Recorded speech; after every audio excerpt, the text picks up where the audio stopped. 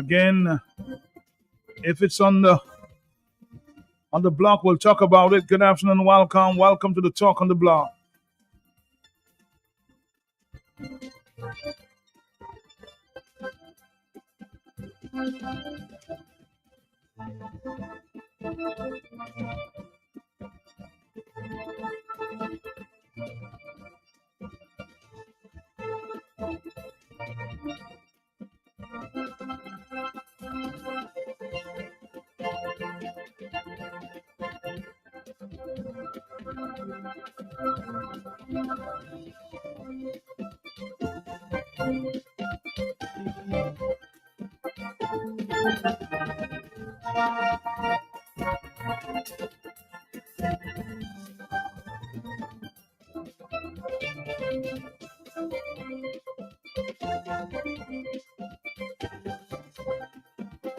We're gonna take a break and we'll be right back. When you want the best, you do shop at SCS. Better than the rest. Go shop at SCS. And they all compare. Shop at SCS. You get more for life there. Shop at SCS. Shop at SCS. Yeah, shop at SCS. Shop at SCS. What is there? Shop at SCS. Yes, family, customer friendly, with free locations, it's so convenient, and our price is Madam, that's where you belong. So tell your mama, tell your papa, shop at SCS. Tell your son and your daughter, shop at SCS. Auntie, nan, and cousin, friend, open power, all of them. My grandpa, open neighbor, girlfriend, boyfriend, side. Shop at SCS. Shop at SCS. Shop at SCS. Shop at SCS. Check us out at Pottersville, High Street, and Downtown Rose. Dominicans, enjoy your property, protect your property.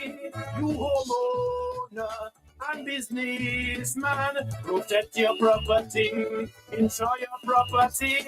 Can't wait for the hurricane, can't wait till you flood again, can't wait till you fly out and all your business coming out. Remember, no insurance company will insure your property when a storm is approaching. Get ahead of the hurricane season. Insure with a company who gives you the assurance of payment for your valid claim. Come speak with us today at the New India Assurance Company Limited, upstairs AC Shillingford and Company Limited, 24 King George Street, Roseau. Bring along an up-to-date valuation from a qualified engineer and get insured today. We are in the hurricane season. Stock up on food which has a long shelf life. Sterilize baths, all containers and cooking utensils to store water. If in doubt, drink boiled or treated water only. Keep flashlights, candles and storm lanterns handy along with batteries and matches. Store all garden implements and furniture inside if possible. A message from Q95 FM Radio.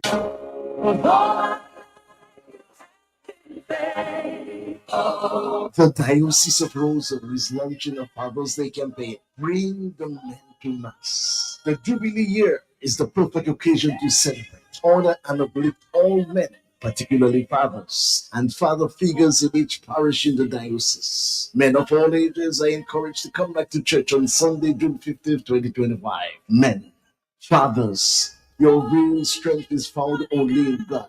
This campaign is meant for men to attend Mass and reconnect with God, receive strength and encouragement, and lead by example during this Jubilee year of hope.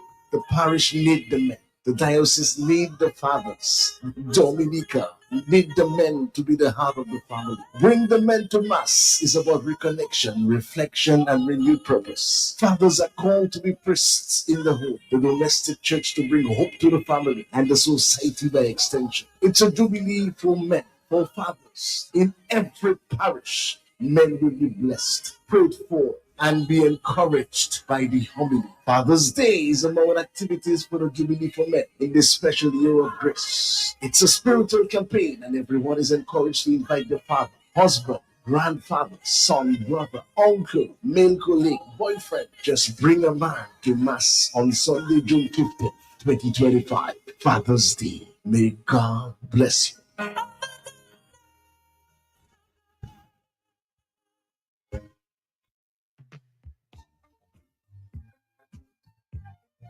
Now available at ESA Trading Limited Showroom Department, a wide range of household items and accessories. Plates in porcelain, ceramic, clear and coral. Bowls in glassware, plastic and porcelain. Pot sets and frying pan sets. Glasses for all occasions. Knife sets and cutlery. Water jugs and storage containers. Wooden spoon sets. Dish strainers. Chopping boards, bath towels, shower curtains, bed sheet sets, curtain rods, living room sets, recliners, and dining room sets, mats and rugs, and so much more. All at unbeatable prices. Visit us today. We are located at the corner of Kennedy Avenue and Dame Eugenia Charles Boulevard, Roseau. ESA Trading Limited, making a difference for you.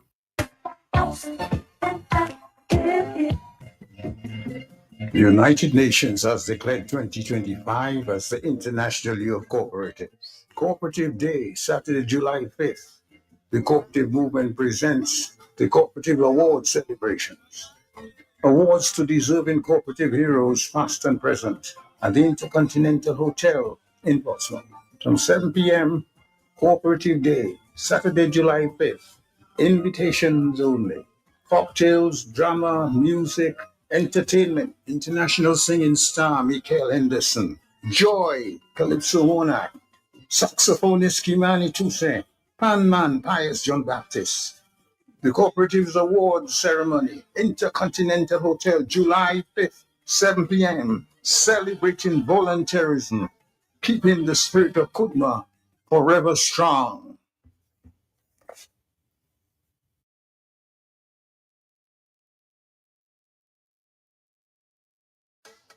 All you, I just made gold winning Roseau again. Same place outside Flossie's. I tried to dock in, but you had time see me. Well, story start again. Million, lot of my power with us, huh? Fella, I said the same thing you doing, shopping at Flossie's, and you don't have to tell me the same thing you tell me last time because I busy. Is to hear him way. You reckon? About my pocket, boy. I won't tell you that I save money in food and drinks when I buy quantity. I save more. Oh, shucks, man. Well, when you're still telling me, I know already. To pack a spetting why? But it can him up here for Palais. I will tell all my friends from London, US and Dominica to come to Floss's, right next to the Rosa Market. Open Sunday to Saturday. Floss's can't do it to you.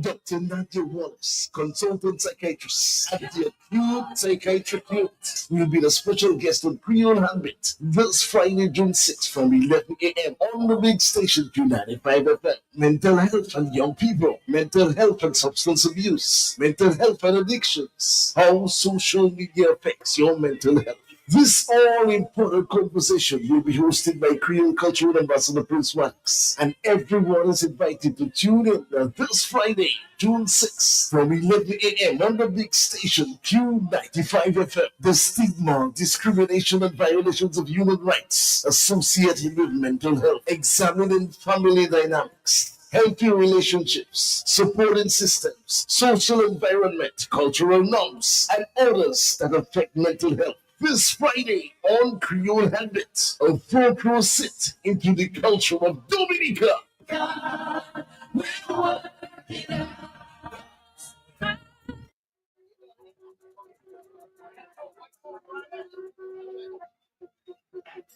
All right, Dominica. For the next few minutes, we'll have an open line until our guest shows up.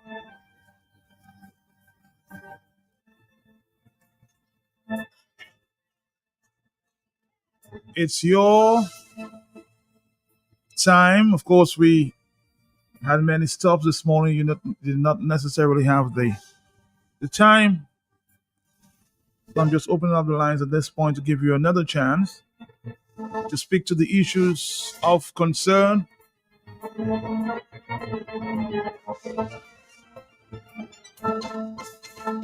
And don't forget there are pre-budget consultations taking place at the State House. On the telephone, good afternoon to you. Yes. Good afternoon to you, Blue Blue. How you doing? I'm doing fine, Matt. Okay, And you? good. You had a good lunch? I had a good lunch. Yes, All thanks. right. Lunch does healthy. Hmm Just pulling your leg. Yeah, this morning, let me continue from where I left out this morning. Okay. Okay, football, they have that game taking place here 3 o'clock. Yes. at 3 o'clock.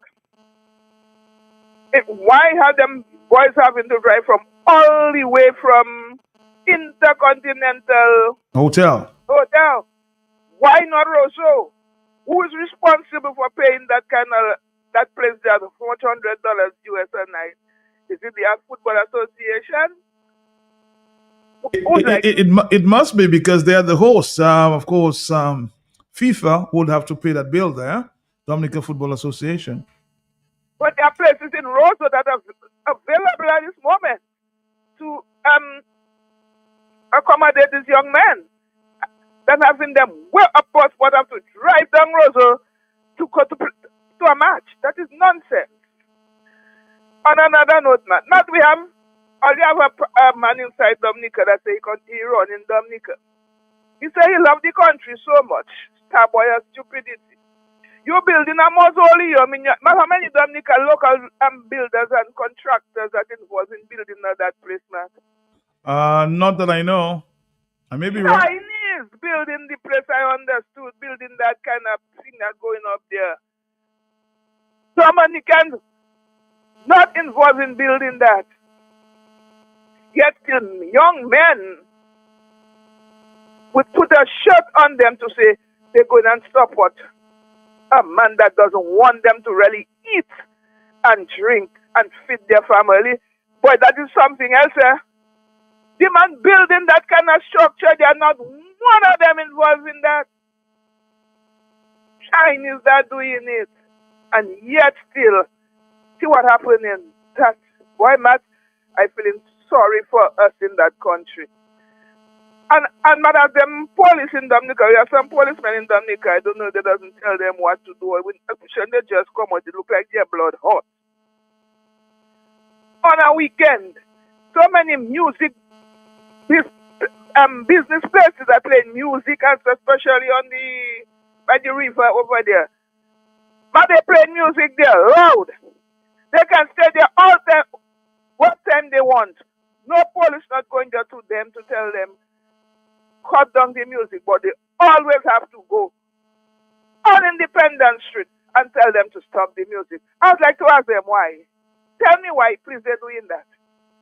When they live in all the other businesses that play the loud music. And so you're saying, Blue Blue, what is good for the goose is good for the gander, yeah? And from the time the young man up this business, they're always doing in that. While on the other side, they sat in there like mad, the place block road. After they come and they close down the place, tell music, stop the music. On the music on the other side, they're blasting. People live in there and they're going over there. Why? He have to eat, he have to drink. You have to feed his family. Before you close him down, one close down all. But don't come and tell him to close down, stop the music. If they block the road, you tell them, yo, don't tell the people don't block the road. It's understandable.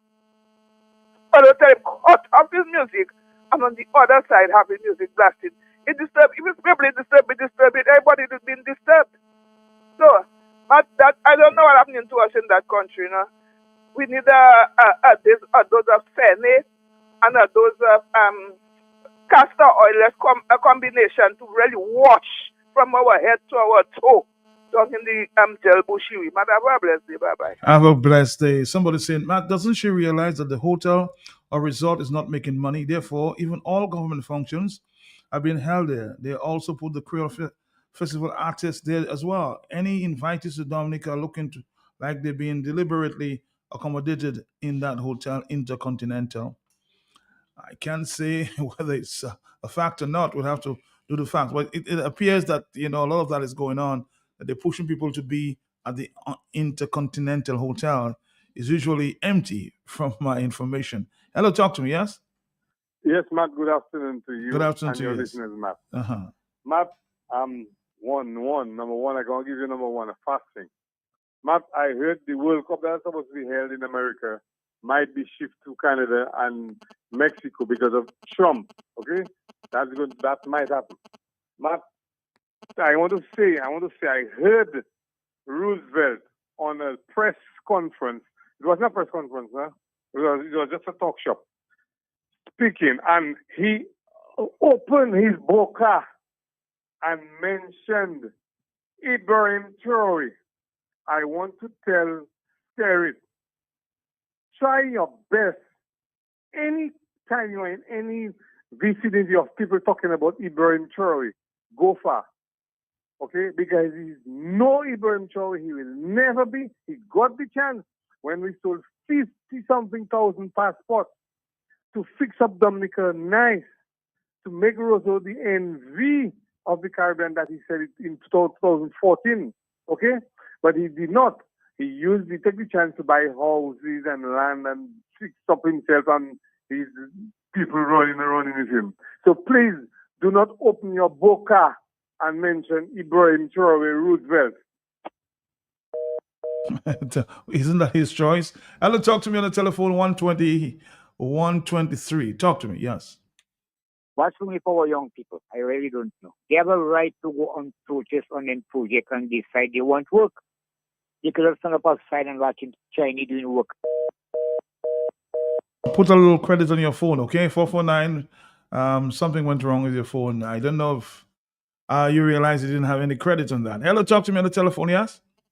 Hey, blessings to you, Mr. Pelletier. What's up? Blessings to you. I can't tell you, the goose laying golden eggs, the gander do not lay golden eggs. Stop saying what is good for the goose is good. We look for the goose and the gander and just cut that neck off and eat that. But the goose, we need to preserve it, Matt. We need to... Matt, do you know if it's still ongoing, the investigation about the guns and ammunition, not the sophisticated weapons? Do you know, Matt? Well, I haven't received any information just yet, but I'm sure maybe that's going on. We'll follow Well, up. Matt, Yes. thank you, Ocean, me, not to say shore, no, Matt. Thank you, Ocean, not the shore. Very interesting. Matt, I want to say something. I sent you a Mr. Lick video interviewing two Bajans, Matt, and very, very, very interesting revelation. And I told the Dominicans, and you may have heard me, if you can remember, Matt, Mia Motley is a green snake in a green grass. Very, very, very dangerous. Please look for the Mr. Lick's interview with the two Bajan ladies, Matt. Very, very interesting. But don't you think that you would have to give the lady some respect? Blessing to call her a green snake? Just Not because I'm on the radio, I say green snake. I wish I could say more, but I know you'll cut me off. Respect to who? To who? Me and a dirty scarlet with a Motley, Matt? You don't have to have respect for Mia, but it is the office of the Prime Minister of Barbados. By Matt, boy, you're a joker sometimes. Can I just say what I wanted to say and move Say on? what? But you have to exercise some level of respect. Blessings. You have to. I'm just being very straight with you. Dominican, on two occasions, the woman sent the RSS to check your Salisbury, Matt. That's the person you're asking me to respect, Matt. People may have died. I just tell you, maybe you didn't understand. I said you may not want to respect Mia, but respect the office of the Prime Minister of Barbados. That's what I'm telling you.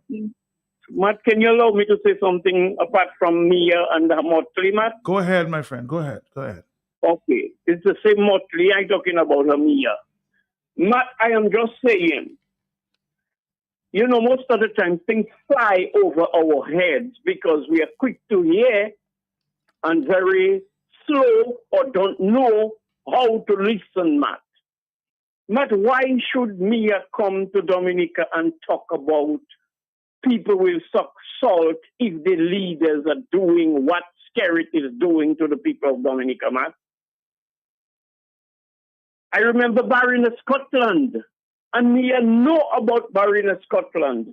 Mia in her superiority, ivory tower, her accent, her open teeth, and she British, she can address the United Nations.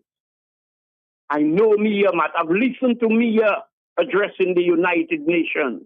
And you need to listen to the interview, what the two Bajan ladies are saying and what they are not saying. That is where you get the real gist of people talking, man.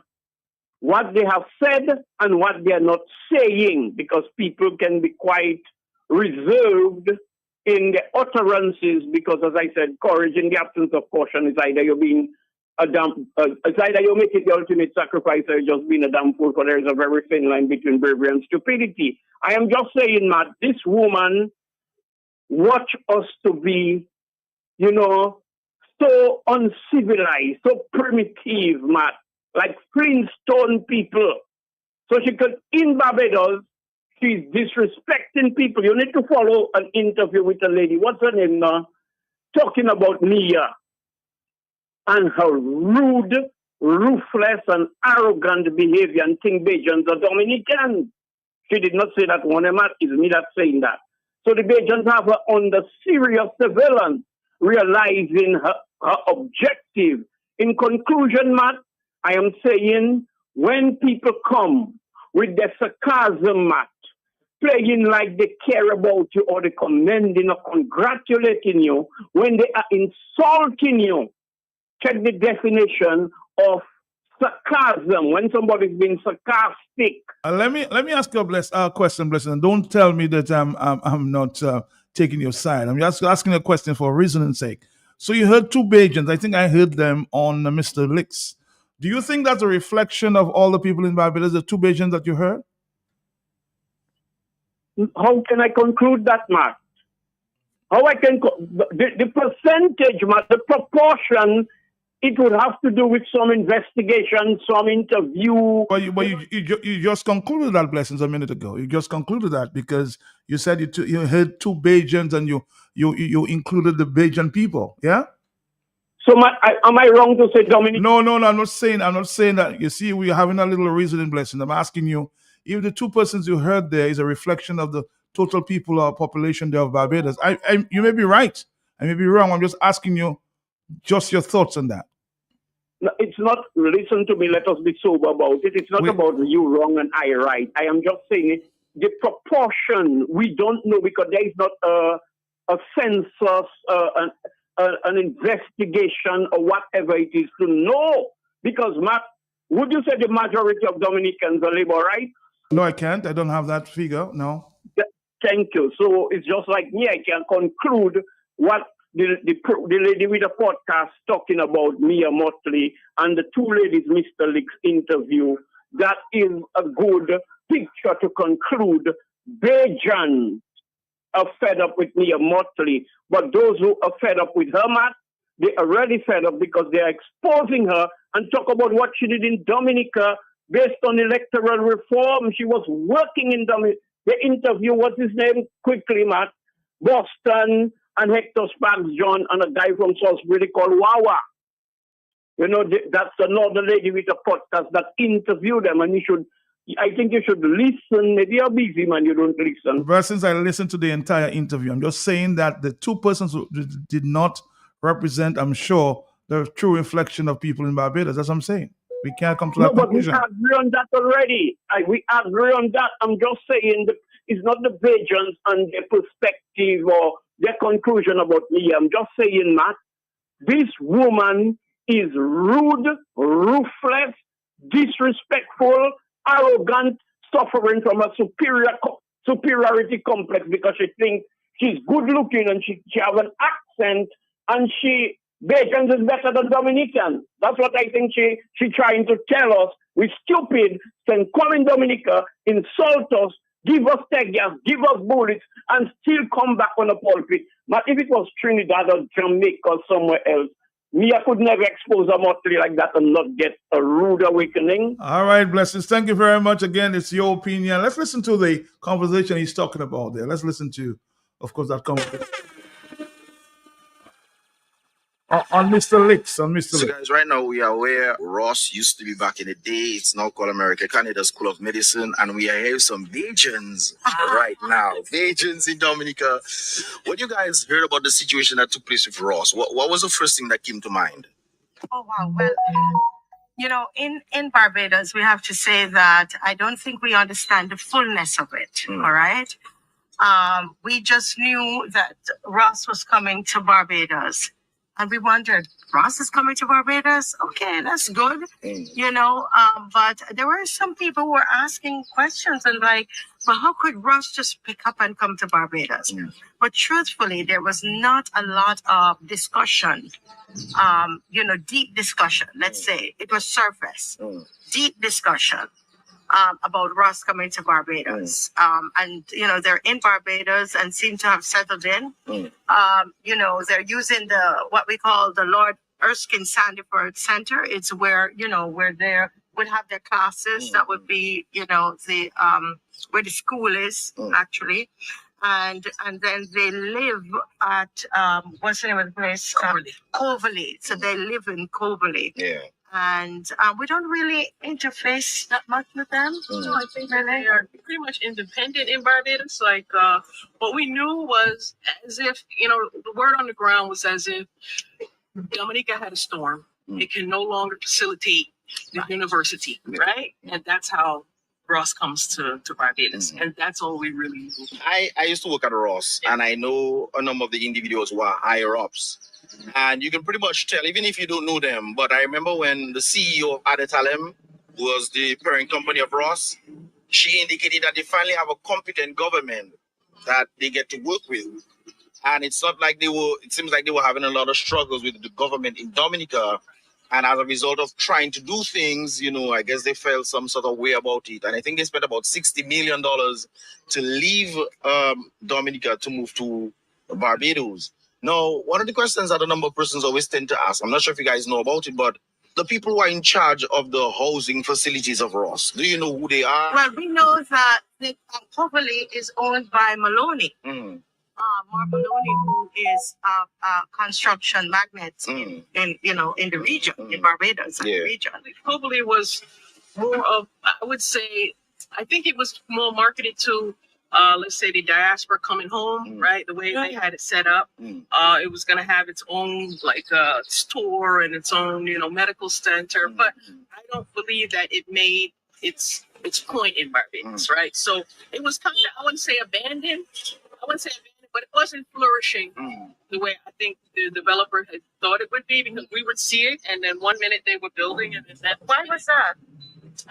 Because I think some of the rules that they want. There were lots of rules. Yeah, in the diaspora, you have what we call restricted deeds, where you can't do this on your property, you can't do certain things. You have to take it to community center, and that's all part of living in a community. And I felt, as a person, from the diaspora, that was the kind of setup they had. You couldn't, for example, you couldn't, I would say, keep a party at your home. Keep it at. Yeah, the noise level, I guess, and this kind of things there. You have to keep the party at the center.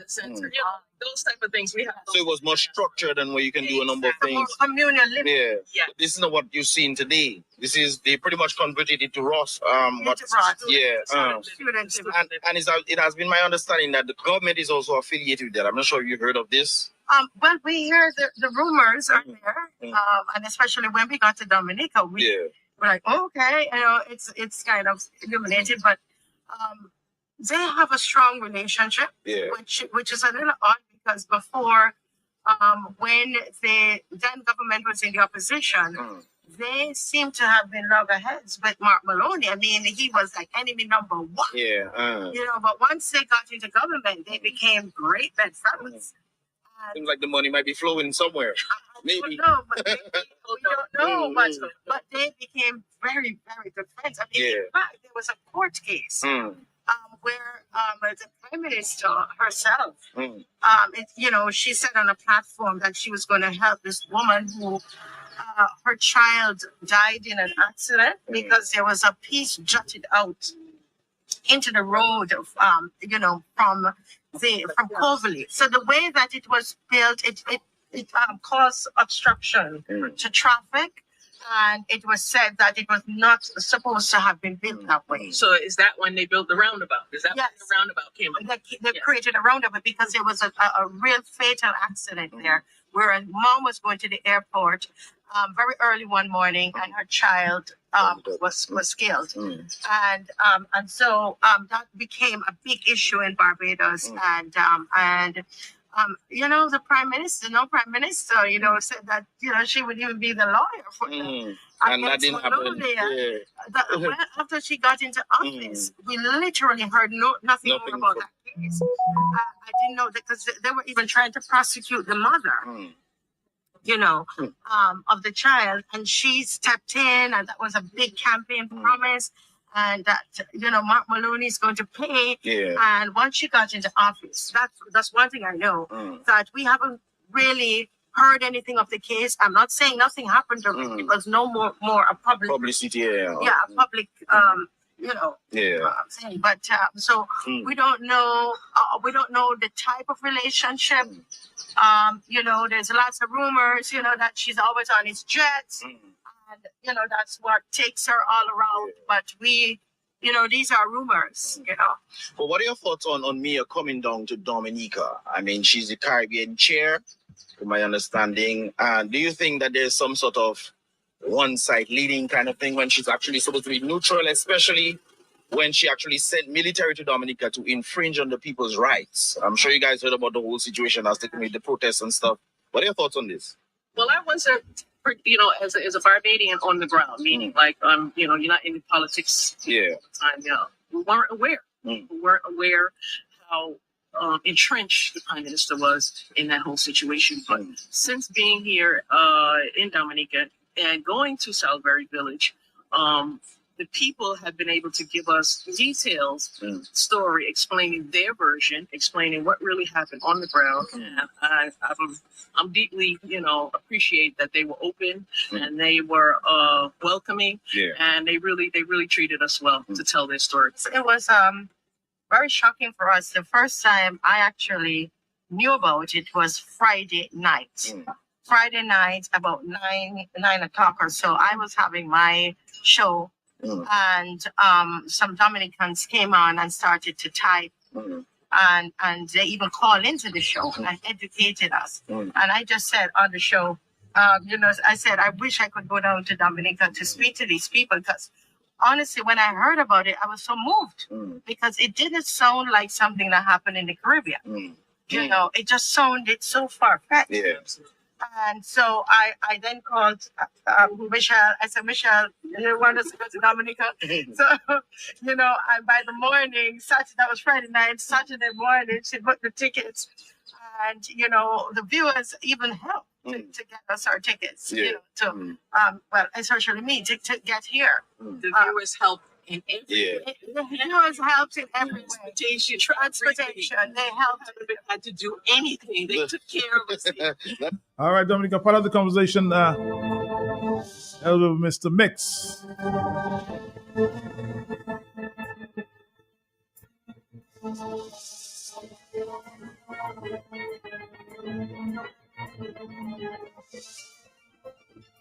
Somebody's saying here, Matt, the whole interview in Portsmouth at the Ross was planned.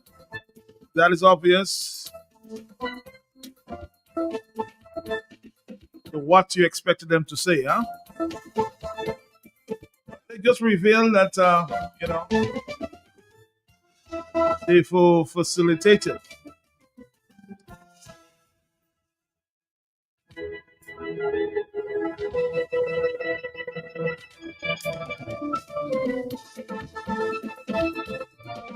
But I did say we're expecting a guest, and I'm sure he too might have his two pence.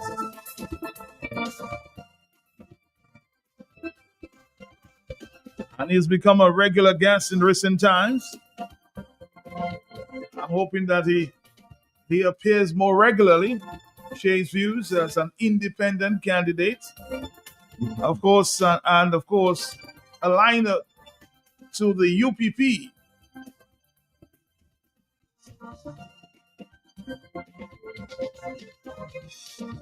The spokesperson.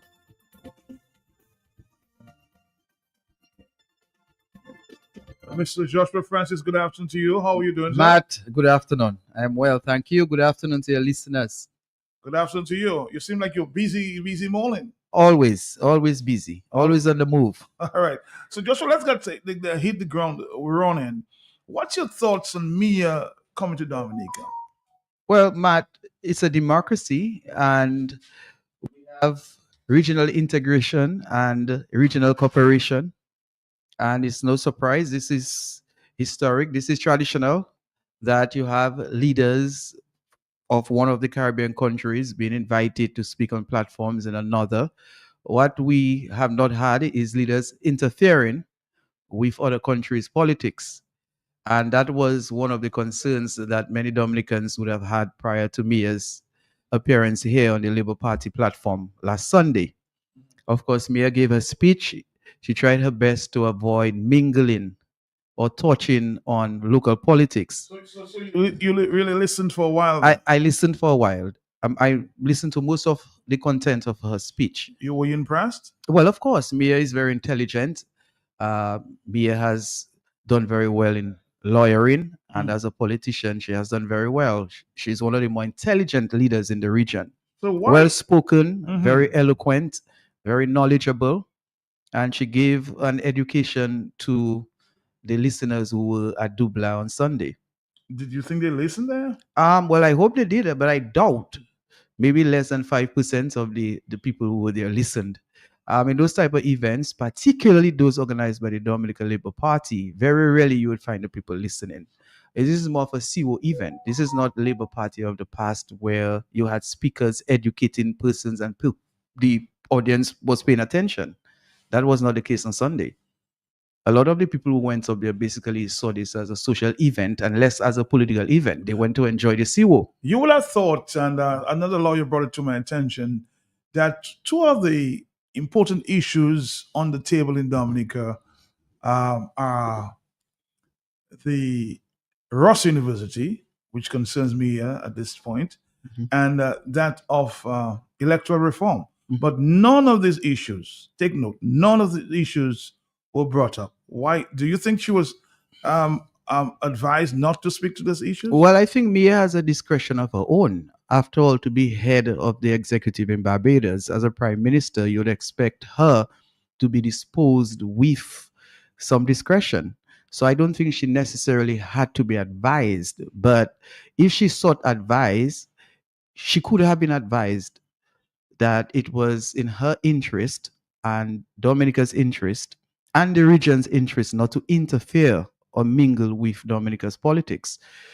Clearly, she stayed away from those issues. Had she spoken on those issues, it means that she would have been touching on local politics. And as the chair of CARICOM and leader of Barbados, you think she touching on Ross would make it political? Well, yeah, of course. I mean, Ross is an economic issue, a social issue, a political issue. And we have not made enough issues out of it. Sadly, the people in the North, the people who are supposed to continually remind this failed government that the departure of Ross had far-reaching consequences to the point where some families are still struggling resulting from the departure of Ross. And the government of Dominica ought to have been punished at the polls in 2019 for its failure to retain Ross. And to this day, there ought to have been agitators in Dominica, primarily in the northern district of Dominica, Portsmouth, Collioure, Peebush, those areas which benefited from Ross. As you've said before, you mean Ross is almost like an economic grave there, but nobody, the absence of Ross. Nobody speaks. That is the point, Matt. A lot of Dominicans have become subservient. Either they're benefiting directly or they believe they will benefit. And should they speak, that benefit which they're receiving or may receive would be in jeopardy. Therefore, they decide to stay quiet.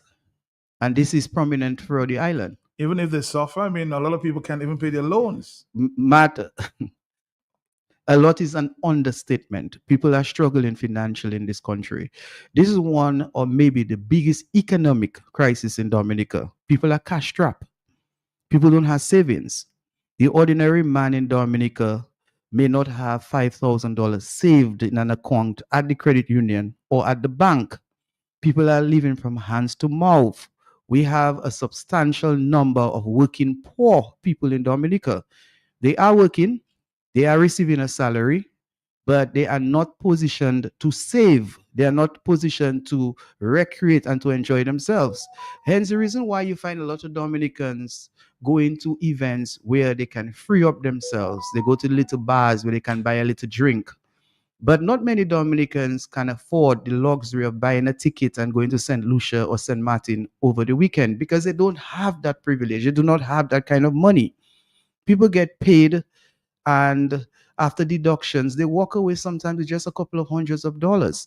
I know of a few public servants at the end of the month, after all the deductions, either for mortgage, car loan, etc., they walk home with just 100 plus, less than $200. And Dominica could be better in as much as we're happy it's a peaceful place. Many of us possess cars, and Dominica still boasts to be amongst the highest landowners in terms of citizenry. Nonetheless, when it comes to cash, liquidity, Dominicans are suffering. And had it not been for the barrel economy and the social programs that we have, we would have had more Dominicans suffering. Joshua, let's go back, rewind the tape there. We want to stick to Ross there for a minute. Who do you think, was responsible for Ross's departure? Squarely the government of Dominica, and directly and indirectly, in the short term and in the long term. Ross outgrew the economy of Dominica. Ross was hatched in Dominica, and over time it grew. In 40 years, Ross numbers increased. The infrastructure of Ross improved. Ross became not just a regional, but an international recognized offshore school. Whilst Ross was growing, Dominica was growing at a slower rate.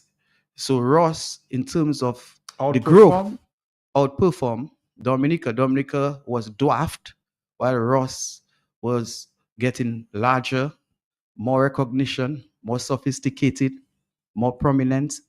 And Ross management would have gotten to a point where they had expectations from the government of Dominica to provide better infrastructure, better roads, better aviation facilities, better resource management, and of course, indirectly, better governance.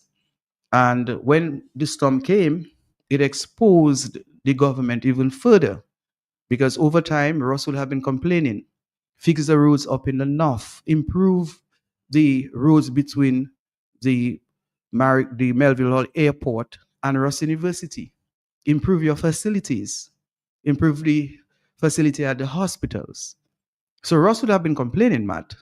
And by the time Hurricane Maria descended on Dominica and we were made naked, then Ross naturally would have had discussions with government officials. And they were looking for commitments. They were looking for the government to say, by January of 2018, you'll be up and running. And the government could not give that undertaking. As a matter of fact, I heard Joshua, correct me if I'm wrong, that when these people came from Ross, the leadership of Ross came to Dominica to talk, other people went. So the Prime Minister did not present himself to talk to the people of Ross. That is what that is being alleged. And it would not surprise me. But ultimately, Matt, it is very disappointing as a nation that we never politically punished the Prime Minister for that failure. And Ross should be our priority at the time. Should have been our priority. Definitely, Matt, and in any economy, not just Dominica, in any jurisdiction where an industry, an entity, as it was in the case of Ross, or any source of income that will be providing at least 30% of gross domestic product or national income, that government would do its utmost to protect and to grow that source of income. But the government of Dominica failed in that respect. Either they were negligent. So you're putting all the blame on the doorstep of the government? They definitely, Matt, because we are not in control of nature. Nobody had control over Hurricane Maria. Maria came. The reality is any country can be struck by a natural disaster. But the reaction, the response to the disaster is measured against the competence of a government. And you hear this government keeps boasting that Dominica is resilient. Yes, we have resilience, but we give way too much credit for the government of Dominica for being, as we say, resilient, recovering from Hurricane Maria, when it is very clear to all of us that this government failed, particularly in respect to Ross University. There is no reason why Ross had to leave Dominica. And to date, people are still reeling from the economic consequences. Landowners, landlords, some of them had to leave Dominica because they could not afford to pay NBD. The source of income to finance those mortgages were directly related to Ross University. So when Ross left, Domlec suffered because Domlec would have been benefiting from the use of electricity by Ross. Doasco would have lost. Small vendors would have suffered a loss because vendors benefited in many ways from the presence of Ross University. Of course, there were people who employed doctors, health workers, human people who were just involved in basic human services. Those people suffered. And of course, the landowners, property owners continue to suffer. The banks suffered because there would be less cash in circulation in the Portsmouth area or the northern catchment area of Dominica. So the banks suffered as well. There are many buildings owned by National Bank of Dominica, Portsmouth is Portsmouth, that cannot be sold. like a ghost town right now. Well, Portsmouth is a shadow of itself.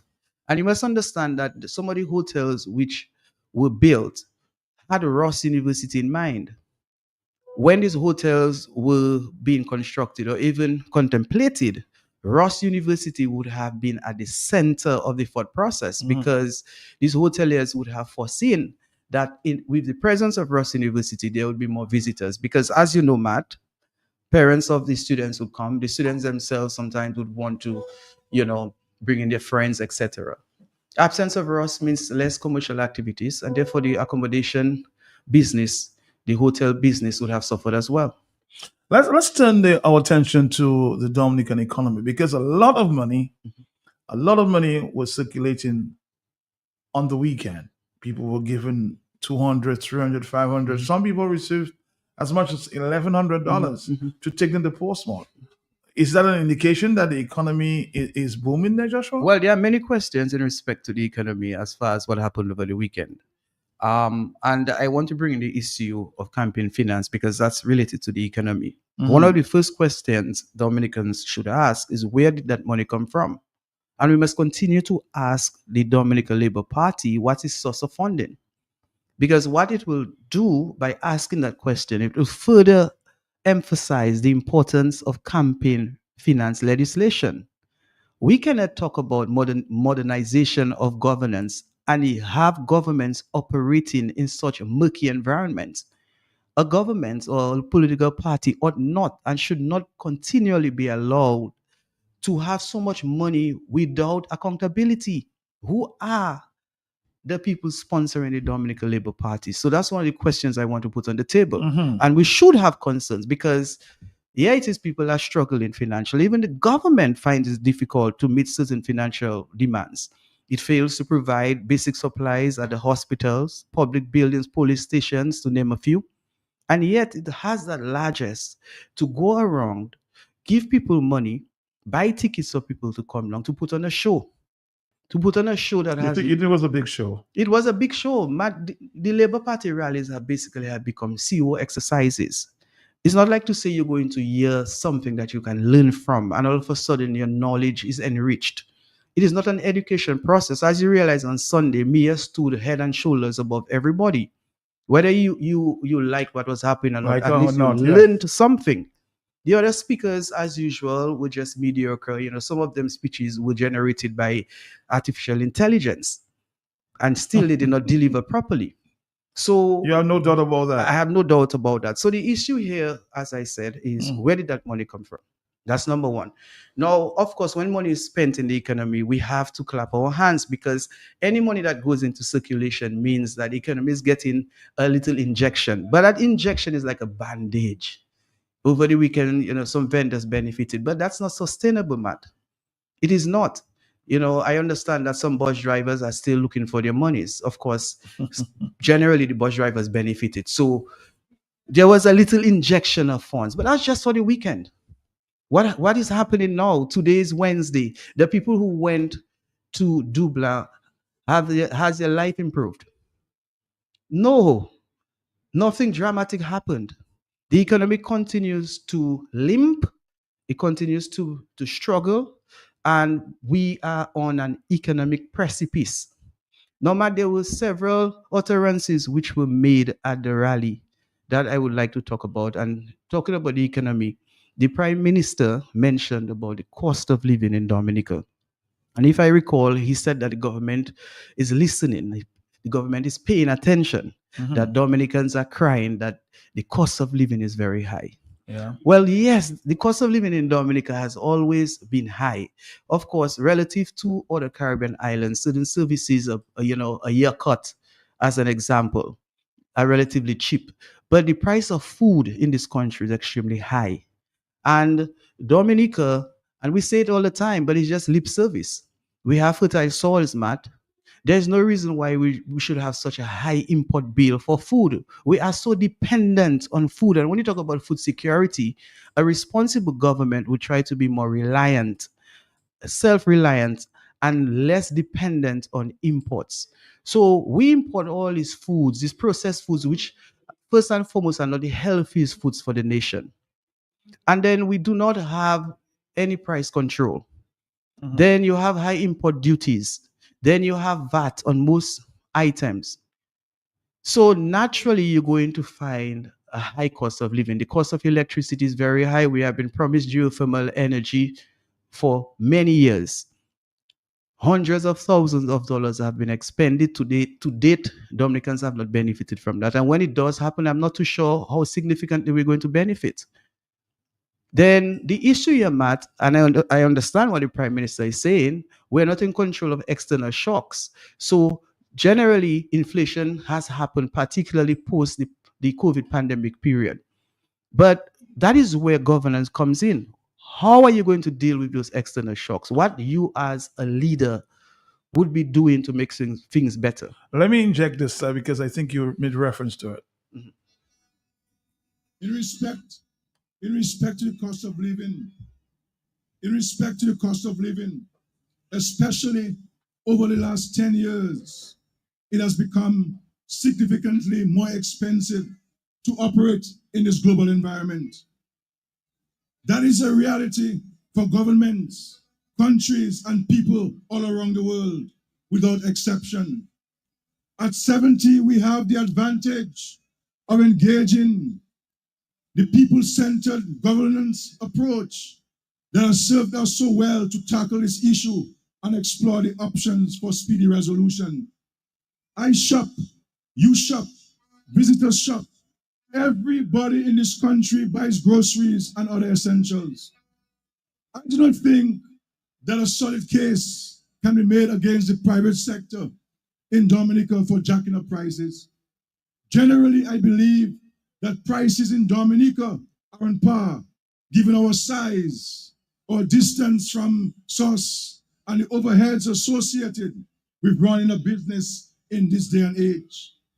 I want us to manage prices in Dominica because I know that employers and the government as the largest consumer in Dominica cannot afford out-of-work salary increases in this unstable global environment.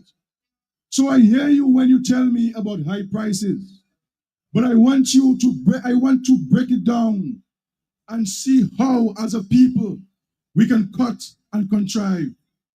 I will see what the Minister of Finance can do. I will see what the shipping agencies can do. I will see what the wholesalers can do. But very importantly, you, the consumer, will also have to play your part by managing your spending, focusing these days on your needs and not just what you want.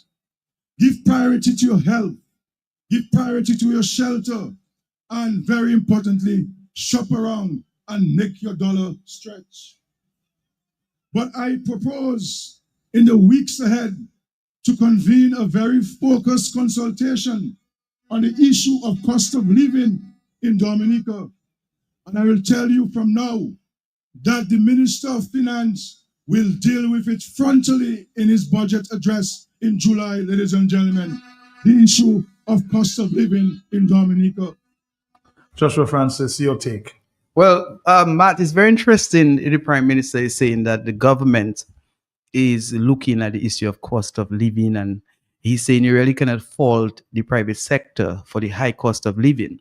And the government is the largest consumer in Dominica. That is true, and that itself is an economic problem. Any country where the government is the largest consumer or producer raises red flags because generally governments are inefficient. But that's a discussion for another time. The Prime Minister, as far as addressing cost of living, should start with himself and his cabinet.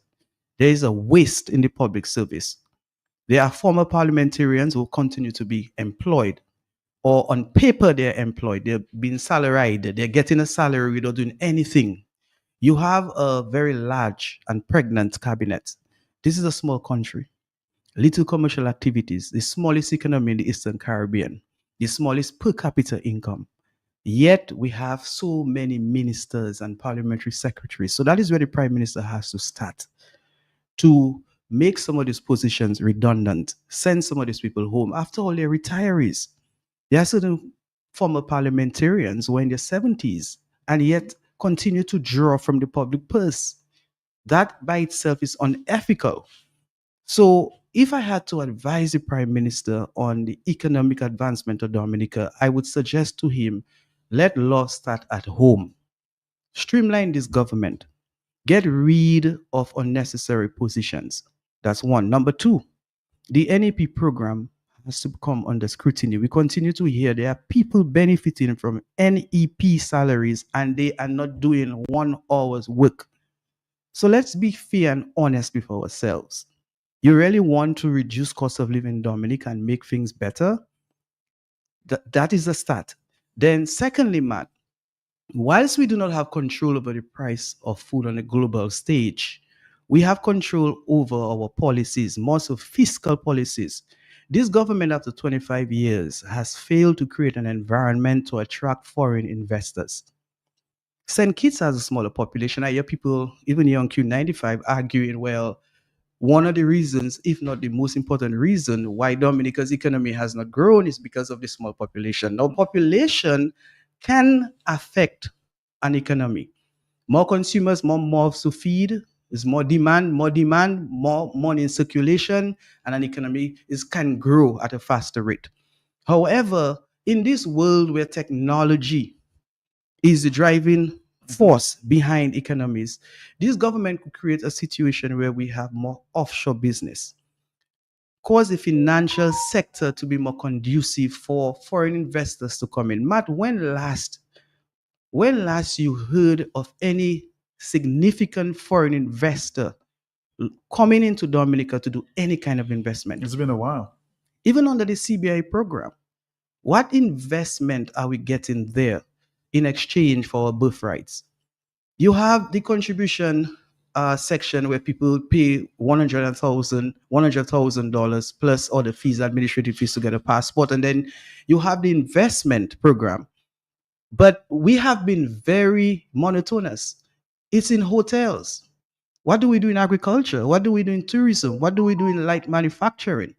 Absolutely nothing. Well, they both have clinics all around the island. But Matt, I will come to that. These are social programs, but I'm here talking about the economy and cost of living. Now, whilst you cannot control the prices of food on the global market, as I said, you can control your country's economic policies and fiscal policies. And one of the ways is to create a more productive, or to cause your country to be more productive. And when your country gets more productive, it means that you experience economic growth. With economic growth, you can pay higher salaries. So it's okay if I have to buy a plantain for $1 if I can afford it because I have a high salary. If you go to Antigua, Matt, on average, the price of goods are more expensive, isn't that so? But the salaries are much higher, isn't that so? So you have what we refer to as the real value of your dollar, and that's where the problem is. When you have a dollar, what is the power of that dollar? So this government was supposed to create an environment where salaries were supposed to be higher. And that is why I talk about the working poor in Dominica. People are working, but at the end of the day, the power of the dollar is weak. They can only afford so much. So the government is responsible to create a Dominica where people can pay more. The private sector can pay its employees more. The government should be able to pay more. So that is one of the main economic area that this government is to focus on, but it's not capable. And even if there are capable persons within the rank and file of this government, they're not interested because they have been primarily focused on themselves, Matt. I asked a question yesterday at the UWP press conference yesterday. Here's the issue that the opposition may be faced with because, and you've said it before, election have become very transactional. Now you have the Labour Party, this real stuff, huh? Giving you a carrot. Now, the young people that you talk to on a daily basis say, well, they give me a carrot. So what is the other side offering me at this time? What can they offer? That's why you're on the ground. It's real. So speak to that. Well, Matt, it is real. I experienced that up to last week with the hype of the Dominican Labour Party in respect to its rally. The people were in a political mood. And whilst walking in town on a particular block, some young men approached me and they asked me for money to buy drinks. And I played with them. But at the end, they got frustrated because I did not give them money. And they made the remark, they said, how could they follow a politician who cannot even buy them a drink? Now, if that represents the general feeling or sentiment of young men around Dominica, that is a problem. And women too. And women too. That is a problem. Now, how do you counteract that kind of trend? It has to come through spiritual exercises, because that's an aspect of politics that oftentimes we abandon. We tend to forget God in politics. But me, Joshua Francis, will not forget God. So, number one, we have to draw in the spirit into the equation. Number two, education. And that is why it's important that we do not just appear on doorsteps a month or 2 months before an election. We have to continually be speaking to these young people over a period of time, a reasonable period of time, to give them a different perspective on politics and governance in Dominica. In other words, we have to go on an educational drive. And you do that not just by public meetings, because sadly, when we have public meetings, the young people themselves are not gravitated to those meetings unless if we have a component of entertainment. We have to have the CO. And that is one of the hindrances that the opposition has, because we do not have the kind of funding to pay artists to come and deliver. And because this country has become so divided, some artists and some bands may not want to play for the opposition because they fear that if they were to show up to play for the opposition, they may not get gigs with the Labour Party. That's and so the Labour true. Party has more money to pay them. That's very true. And why you find more young people going to these Labour Party events is because of the CO. It's not because of education. It's not because young people have confidence in the Labour Party. Sadly, a lot of our young people do not even think.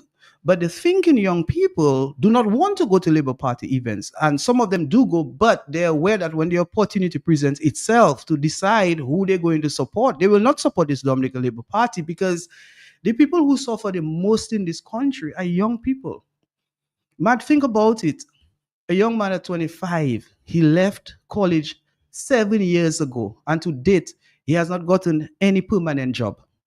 And if he got a job, he's getting $1,200 a month. He pays 100 plus to Social Security. By the time he's done, he has nothing. He's still at his mother's home. How many men who are growing 27, 28, and they're still at their parents' home? And then they have a friend who left Dominica 5 years ago, and the friend is sending pictures of his nice car, his Ferrari, his Mercedes Benz, pictures of his apartment. And he cannot do that in Dominica. And I am not too sure how soon that will ever happen in Dominica, because we are not even close to that happening in Dominica. So the people who suffer the most in this country are the young people, and you see it. I was at the prisons this morning, and I asked a question to a prison officer, how many females are on a remand or in prison right now? He said one. So you have one prison inmate, almost 200 males. So you see the disparity. You walk around Roseau, who do you see on the streets? Young men who have lost their minds. And that's another indictment on this government. Because a lot of times we measure governance against dollars. You see more now than then. More than ever. These are men who have been frustrated. Of course, we cannot attribute all men problem to governance. But a lot of these young men who have fallen in the social crack are men who got frustrated. They're unemployed, they're vulnerable, they're the ones drinking alcohol, they're the ones taking the crack, they're the ones who are losing their minds, they're the ones who are vagrants, they're the ones who end up in jail. We have a men crisis. And again, whilst on that, I just want to punctuate a point emanating or coming from the rally on Sunday when the Member of Parliament for Roseau Central spoke about fathers. When she spoke about fathers, again, she looked at it from a superficial point of view, but that is a worthy point for discussion in Dominica. We have all these women bureaus and fighting for women's rights and so on and so forth, and that's okay. But we have neglected the young men, and this government particularly has failed the young men in this country. They have failed the young men on the blocks, they have failed the young men in the church, they have failed the young men at school, and they continue to do it. They have created an environment where they have stripped young men of their drive to succeed, because a lot of young men will tell you, oh, I'm not going to work for that amount. Because this government has failed to create an environment where people are driven with ambition to go on the farm, to learn a skill, to go to work. And worse, Matt, when you are in a country where you feel you can get a house anyway because your father promised you an apartment, your father promised you to enroll you or to get you enrolled at the police force, your father promised you to get your scholarship, then the work ethic is destroyed. And I think that is one of the biggest problems of this Dominica Labour Party government. It has destroyed the drive, the spirit. It has broken the spirit of Dominica. That is why you don't get much volunteerism anymore. You don't get much kudme anymore. Right now, even on community, they are service, Matt. When you have certain community activities and you go around looking for people, they're asking you, what's the catch? Am I going to get paid? Matt, we may argue that the world is changing, and yes, the world has changed, and it will continue to change, and that's a discussion we must have, because we look at Dominica from a local point of view, but we must contextualize Dominica on the global map. Let's take a break, Joshua. Very interesting comments here, and we'll come back.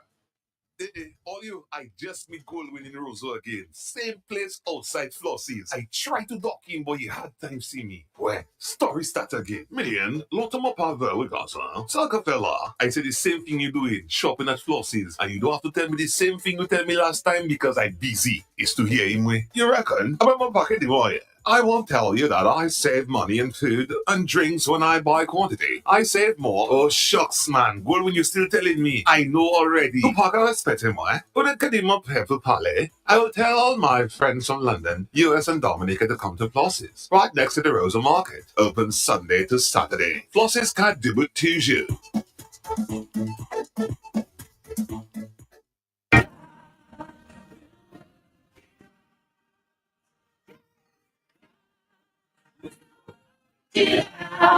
Dr. Nadia Wallace, consultant psychiatrist at the Acute Psychiatric Unit, will be the special guest on Creole Habit this Friday, June 6th from 11 a.m. on the big station Q95 FM. Mental health and young people, mental health and substance abuse, mental health and addictions, how social media affects your mental health.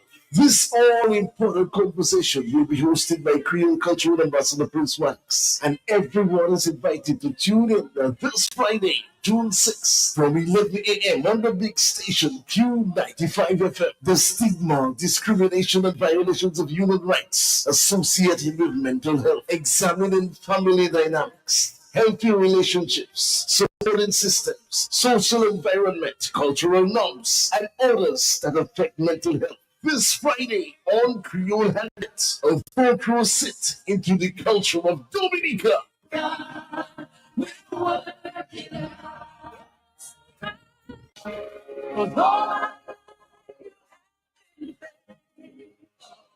The Diocese of Roseau is launching a Father's Day campaign, Bring the Men to Mass. The Jubilee year is the perfect occasion to celebrate, honor, and uplift all men particularly fathers and father figures in each parish in the diocese. Men of all ages are encouraged to come back to church on Sunday, June 15th, 2025. Men, fathers, your real strength is found only in God. This campaign is meant for men to attend Mass and reconnect with God, receive strength and encouragement, and lead by example during this Jubilee year of hope. The parish need the men. The diocese need the fathers.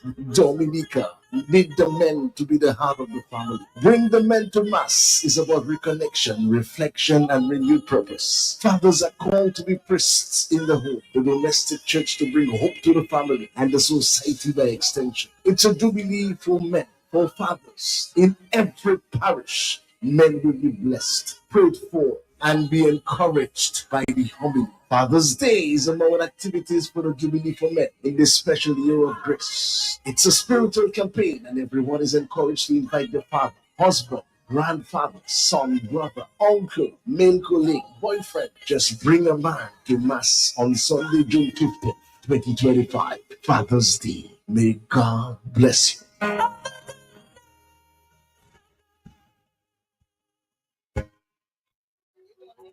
All right, Dominica, some comments here thus far.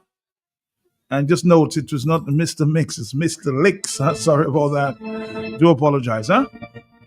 Mr. Licks and not Mr. Mix, okay? Good afternoon to you, Mr. Licks. Now, this guy couldn't run a government nowhere else for that long without these excuses. This government is on or has been incompetent from day one. And that itself says a lot about Dominicans. Why are Dominicans not paying attention?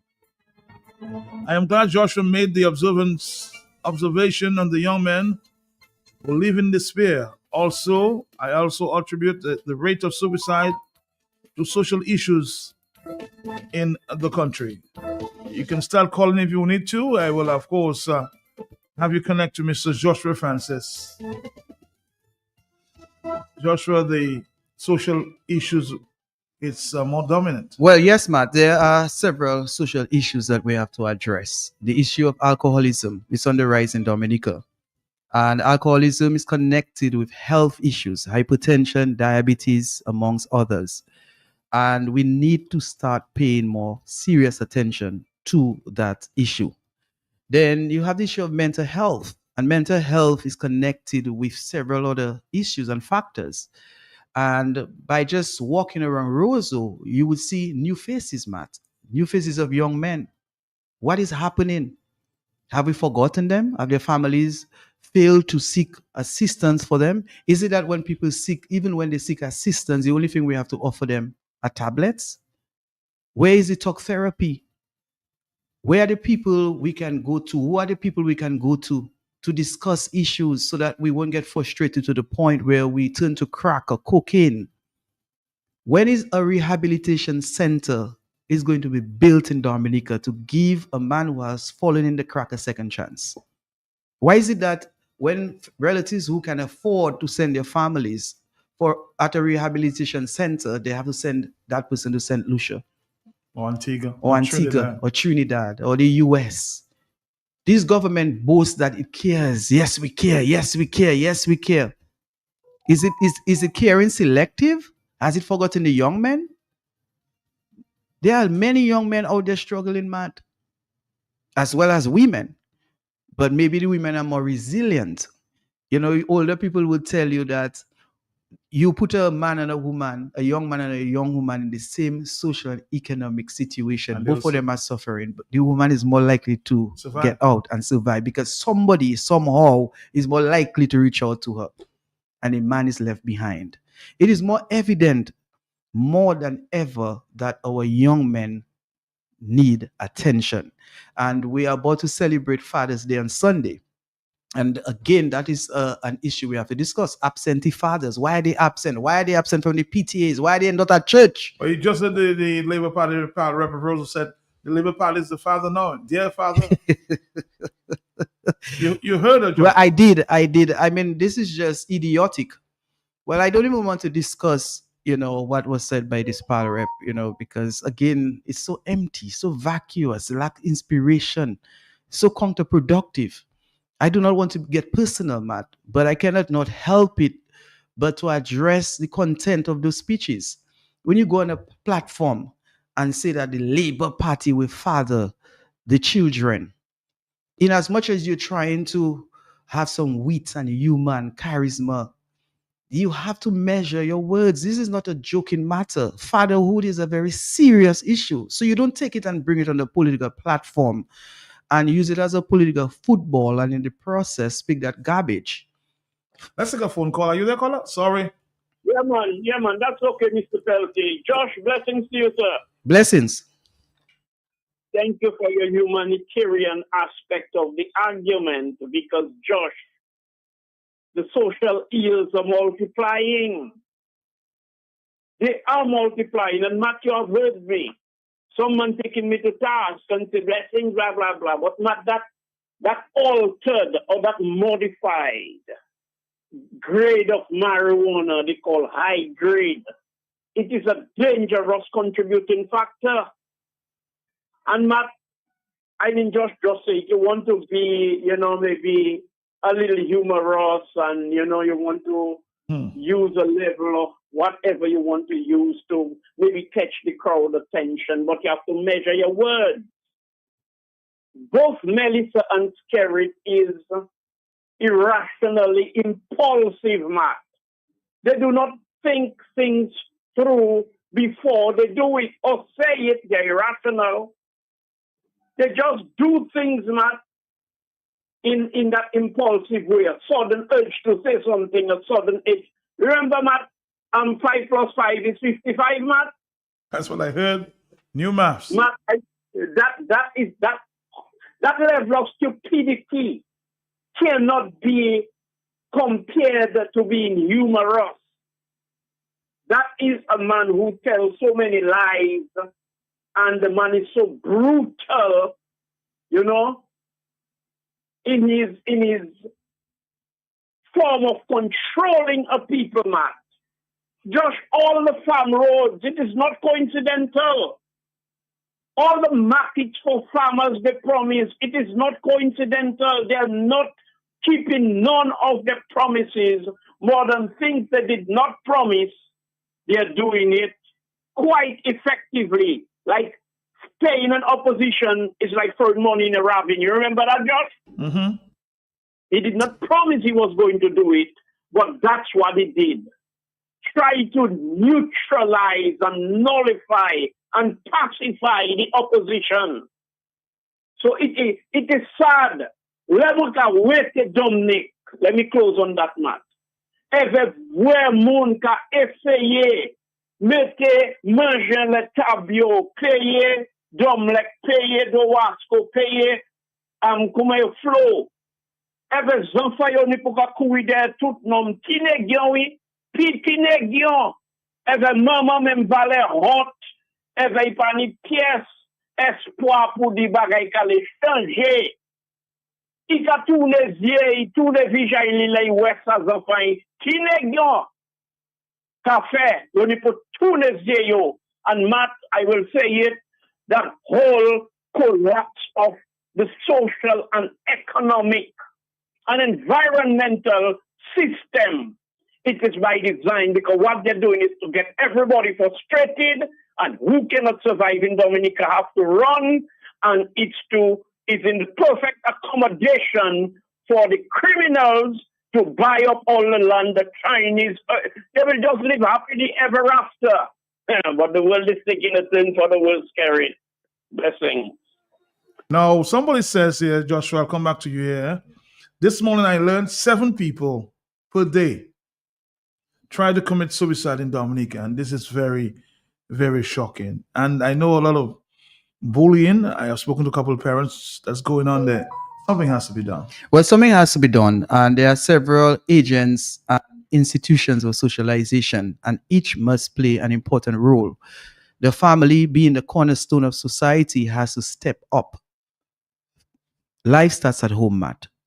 And in as much as we put blame on the government for failing in many areas, we also have to do introspection as fathers, as mothers, as aunties, as grandparents, and take responsibility and accountability for our children and our grandchildren.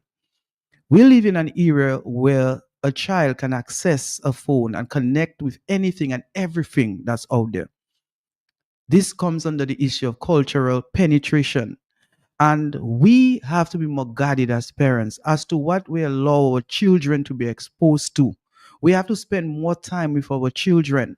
Parents, is not an issue where when you go home, you have the child under the roof and you're satisfied that the child is under the roof and that makes you a great mother or father. No, spend quality time with your children. Put away the gadgets and ask your child, how was the day at school? Find out what is happening in the child's life. You need more interaction. We need more human interaction because, again, Matt, and Blessings use the word design. This whole world's designed for us to run to the bottom of hell. This world is not designed to glorify God, our creator. It is not designed for us to get closer to nature and get closer to our maker. It is designed for consumerism. It is designed for wealth, for monetarization. So we have to take responsibility as parents. That's where it starts. And then we have to get people who are more interested in teaching. In other words, people who wants to teach as a career, because the school also plays an important role in a child's life.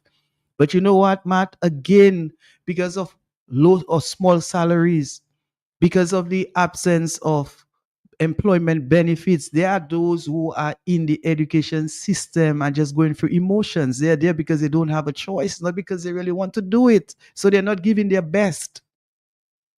Churches have to step up, have programs for young people as well. And of course, the policing, and we as leaders must be better examples to the young people. So generally, all of us have to play a role collectively to arrest or to abate this increase, or what appears to be an increase in suicide amongst other social problems. We have to get to the root. That is where we have to treat the issue at the roots. But Matt, I want to, I see that you're about to take a call. I want to go back to the rally at Dublin on Sunday. I think earlier when we were talking about cost of living and the prime minister talking about his government is looking at it. I've been looking at some comments on social media platform, and I have seen people commenting about the attire of the prime minister, the way he clad himself, the outfit that he had. I think it's mentioned that it is valued over $400 US. $498.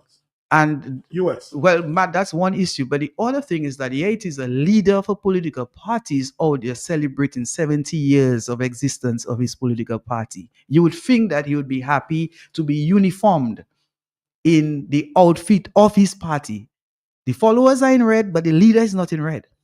What does that say about the leader?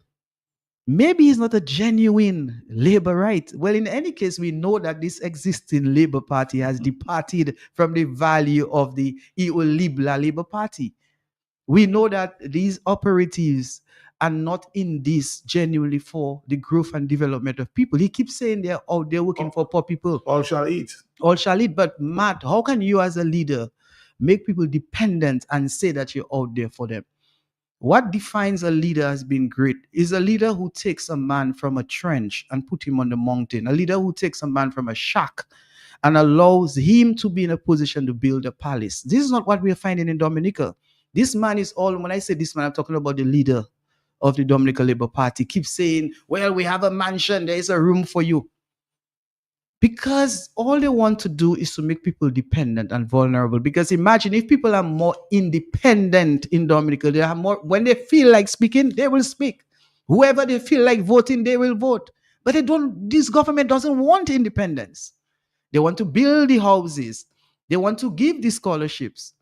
And that itself is a failure of the Dominica Labour Party government. I'll speak to an issue as it relates to speaking. He spoke about Dominica is democratic and has demonstrated that. But let's play a voice note there. Let's do this. Good afternoon, Matt. Good afternoon to you. Matt, I'm going to get my chastisement for this warning, but I am willing to take that leap. Matt, why would our government treat a symptom when they can get more mileage from the disease? It is the same way we have not gotten any HIV drug that can eliminate the disease in its entirety. Why would you do that? You're talking about a rehab and all of that for Dominica and helping of the young people.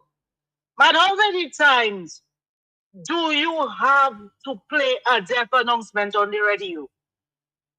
When you play a death announcement twice on Q, you play it 6 times on DBS, twice on Kyrie. Each time you play it, you say, friends, numerous family and friends, including the Pal Rep of So, the Pal Rep of So, the Prime Minister. Madam, people reveling in the fact that they're them calling on death announcement. Why would they help your child? And that is all of those things. That's the type of problems we have in Dominica, and we sticking our head in the sand and we don't want to say it. Then people making mileage for our lives and we just don't care. Right now, the Prime Minister tell you go and make children. No, his wife tell you the men and them that don't have jobs, forget about them. She will take care of it. We're just creating a sick society in Dominica. Plenty of us there, including some of you religious leaders who supporting that type of evil.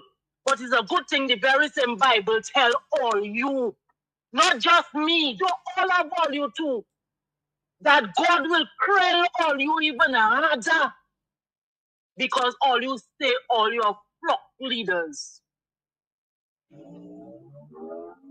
Why would you treat a disease when you can treat the symptom and never get a person off the drugs?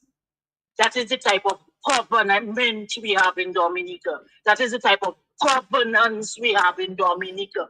I am tired of seeing young people dying on the road, traffic accident, gunshot, all of them shit and all of politics. All of us are part of the problem. Because it's we had learned to stand up when we needed to stand up. Dominica would not be in that state it is right now. No two times. Si pani tutti voi pani vole. Surely. More telephone calls in the afternoon. Hello, yes, talk to me, yes? Hey, Matt, good afternoon. Good afternoon to you, sir. How are you? I'm very good, and I'm wishing good afternoon to the entire Dominica, by extension, labor rights, UWPites, and all the ites that take this in Dominica. And tell Joshua that is Bernard Morrow from Massac. Okay. That is speaking on the hill. Mm-hmm. And bro, as I said yesterday, I don't want to be no ite. I want to be only a Dominican. So be it labor, be it workers, be it freedom, any party that is in power and that messing around, I will speak. I will speak. Because, boss, I Bernard Morrow from Massac, not relying on no politician for handout, for help. Because I don't want to go to a politician for help and then they tell me you have to vote me because I kick them in the balls. Any one of them. Cassani and any one of them. Yeah. Okay. I don't want to be that kind of person. I want to be an independent man, and I want whoever politician that forms the next government to make us Dominicans independent and not dependent. And I trying to get that straight to every politician. And that's my will for today. All right, caller. Thank you very much. Keep being independent. Matt, tell Joshua this election is going to be really, really tough. Going to be God's grace to get labor out. The kind of favors labor doing for young people and even the working class that can't meet them being. It's going to be a rough road. How are you going to respond to that? Well, Matt, first of all, politics is dynamic. The world is dynamic. Nobody on earth can say with 100% confidence how tomorrow is going to be. True. So anything can happen. Anything can happen. And in Dominica already, we can see signs of changes in the pendulum. The CBI program, let's just touch on that, Matt. The main driver of finances in Dominica now is the CBI program. And the CBI program, It's sliding. it's sliding, it's in a precarious situation. We saw how the UK has dealt with the program. You're hearing the American officials raising concerns about the program. The European Union has expressed concerns about the program. God forbid that program collapses, and Dominica will appreciate more than ever how this government has failed the nation.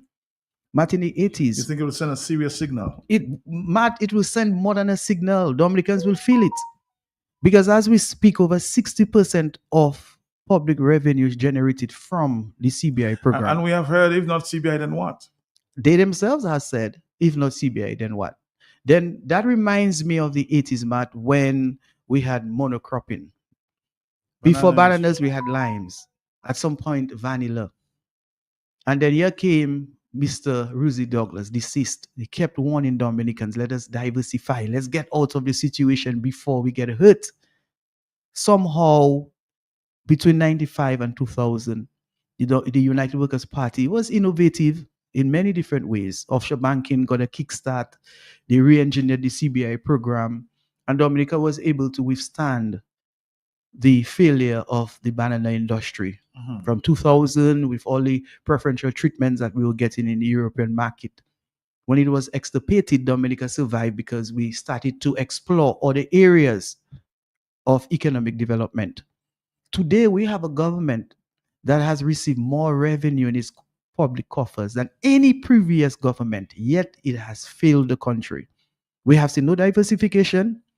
We have become more dependent on imports more than ever. We have seen no light manufacturing industries. We have not seen any manufacturing industries, period. Where's the production? We have not moved into renewable energy. We just have flirtations and promises. We are not exporting except our brains, and that's another significant problem. Not only we are not producing, but when we do produce, we're exporting our brains, our birthright, and now our properties. Now, of course, you cannot take a piece of land in Roseau to send to China. But Matt, if you look at the demographics in Roseau, you're seeing that land ownership is changing, and Dominicans need to pay attention to that. We are on the verge of being second-class citizens in Dominica. Yes, the Chinese are not taking up everything, but what they're taking up, prime land. Walk around Roseau as we speak, Matt, and look at the number of Chinese businesses in Roseau. As compared to? Now, in the 90s, you'd see a few Chinese, early 2000s, you see a few Chinese stores. They were tenants. Now they are landlords. So right under our eyes, Dominica is changing. We are becoming second-class citizens. They're also buying agricultural land. And we're not paying attention. We take it for granted because we're looking for the next CO. But you know who's going to suffer, Matt?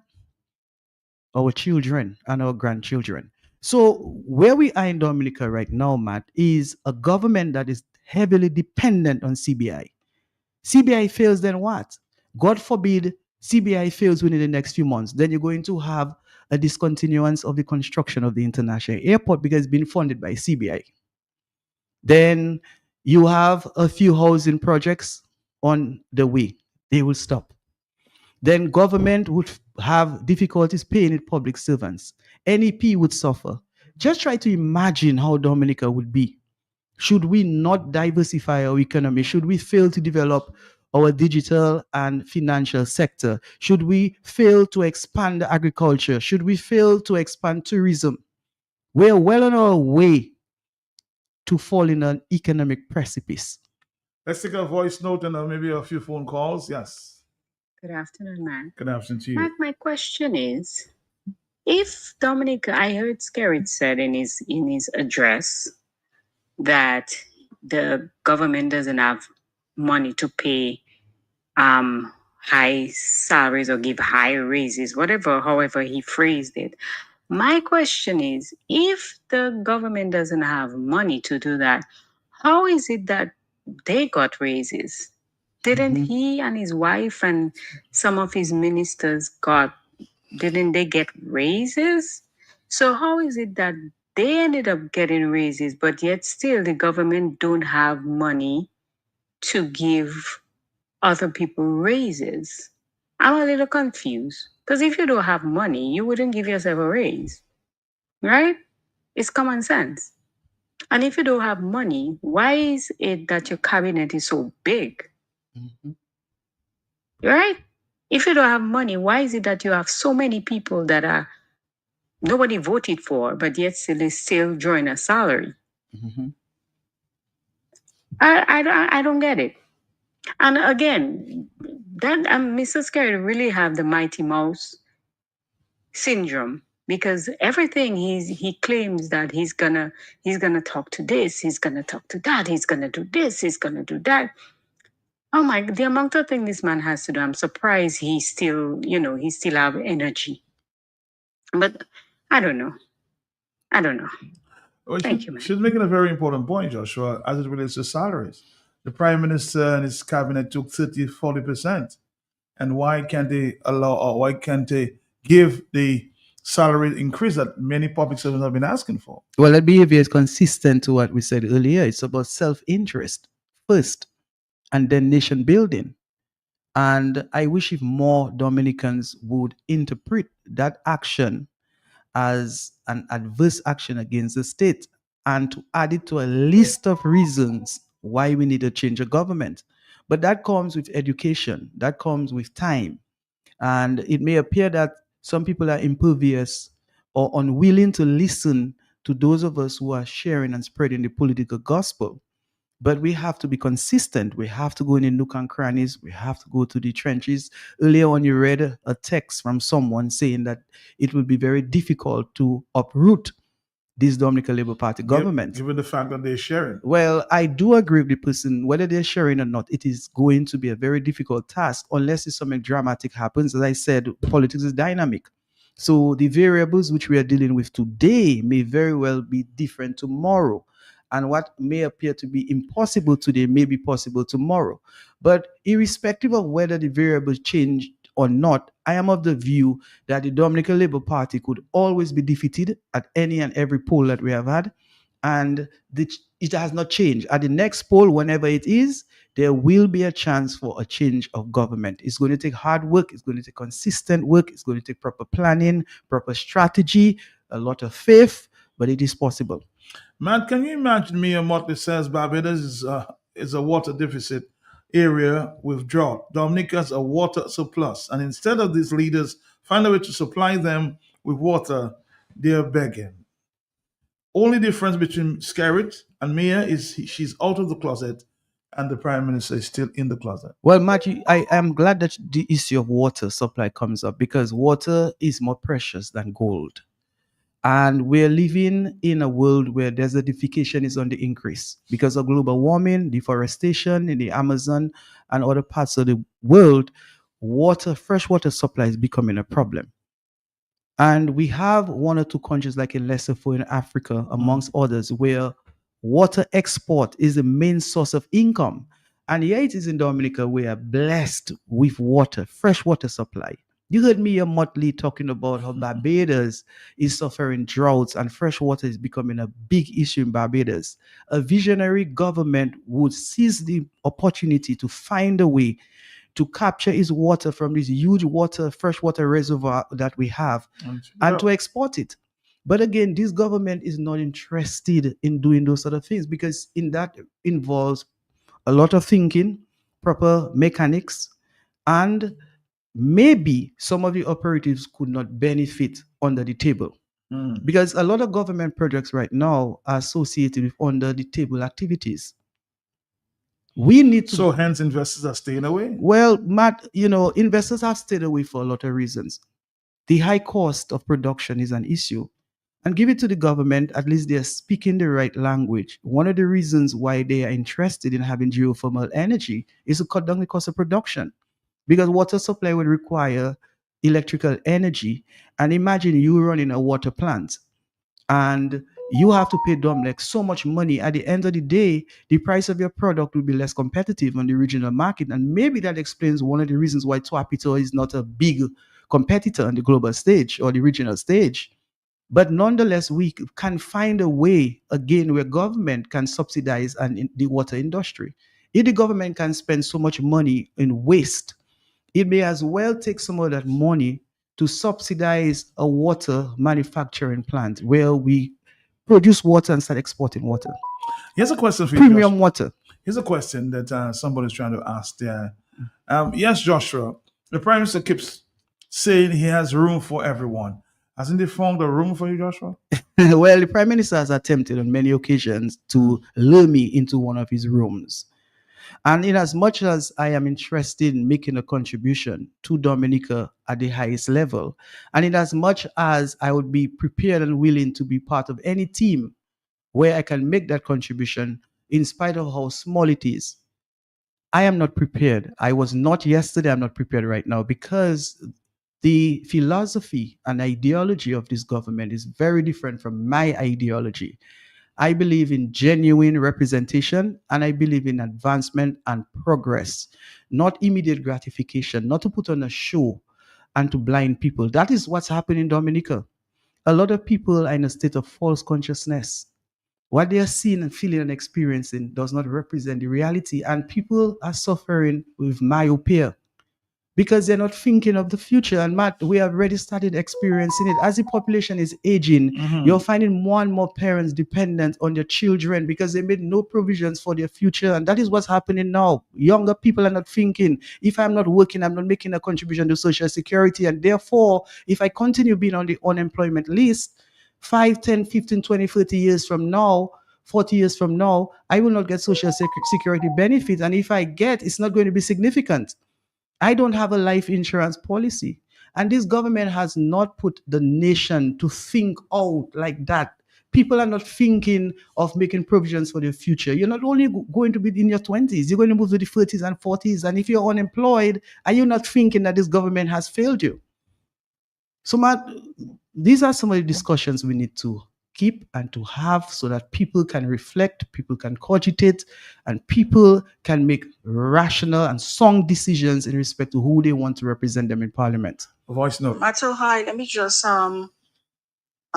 contribute to some utterances from people which I find can be very ridiculous and downright foolish. How can somebody be saying that the elections will be tight and tough when elections have been stolen for the past 6 Matt, electoral cycle? And secondly, Matt, what is so tough that we cannot beat it? If people, working class people and married men and women and teachers and doctors and nurses, Matt, realize that they are in a chokehold, Matt, because they have to shut them out if they talk. They will not get paid, or the little pittance they get in, Matt, it will be compromised. Matt, what does that tell you? Tell you, so for the rest of your life, you will be living in fear, right? When you get in a chance to get out of that, when you can be independent and negotiate fiercely with somebody that's on your side, Matt, to negotiate better for you to get proper increase in salary, Matt, and a better standard of living, Matt. You're talking about it will be difficult. Nothing will be difficult, Matt. When elections come, as Dr. Thompson Fontaine said, the EWP are ready, Matt. We are going ahead and we'll be monitoring every cell where it is, Matt, that no stealing will happen like in the past 6 general elections, Matt. We all know that DLP stole the election. So we're going ahead, and every Tom, Dick, and Harry that y'all are in a choker right now, y'all are going to get a chance to get out of there and be independent once and for all.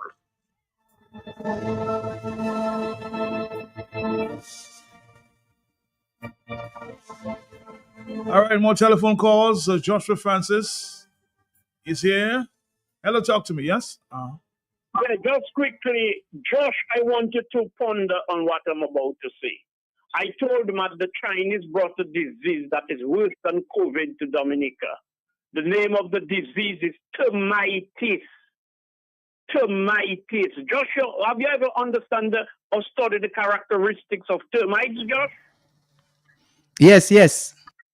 They become invisible until you go through your floor or your house start to rotten and all of that. Just and I asking Matt, who are buying properties Roseau like that and developing Roseau? Roseau is being sold. And I am saying every major building in Roseau, the Chinese building, I know 2 or 3 of them, free. Matt, you never see a Chinese working there.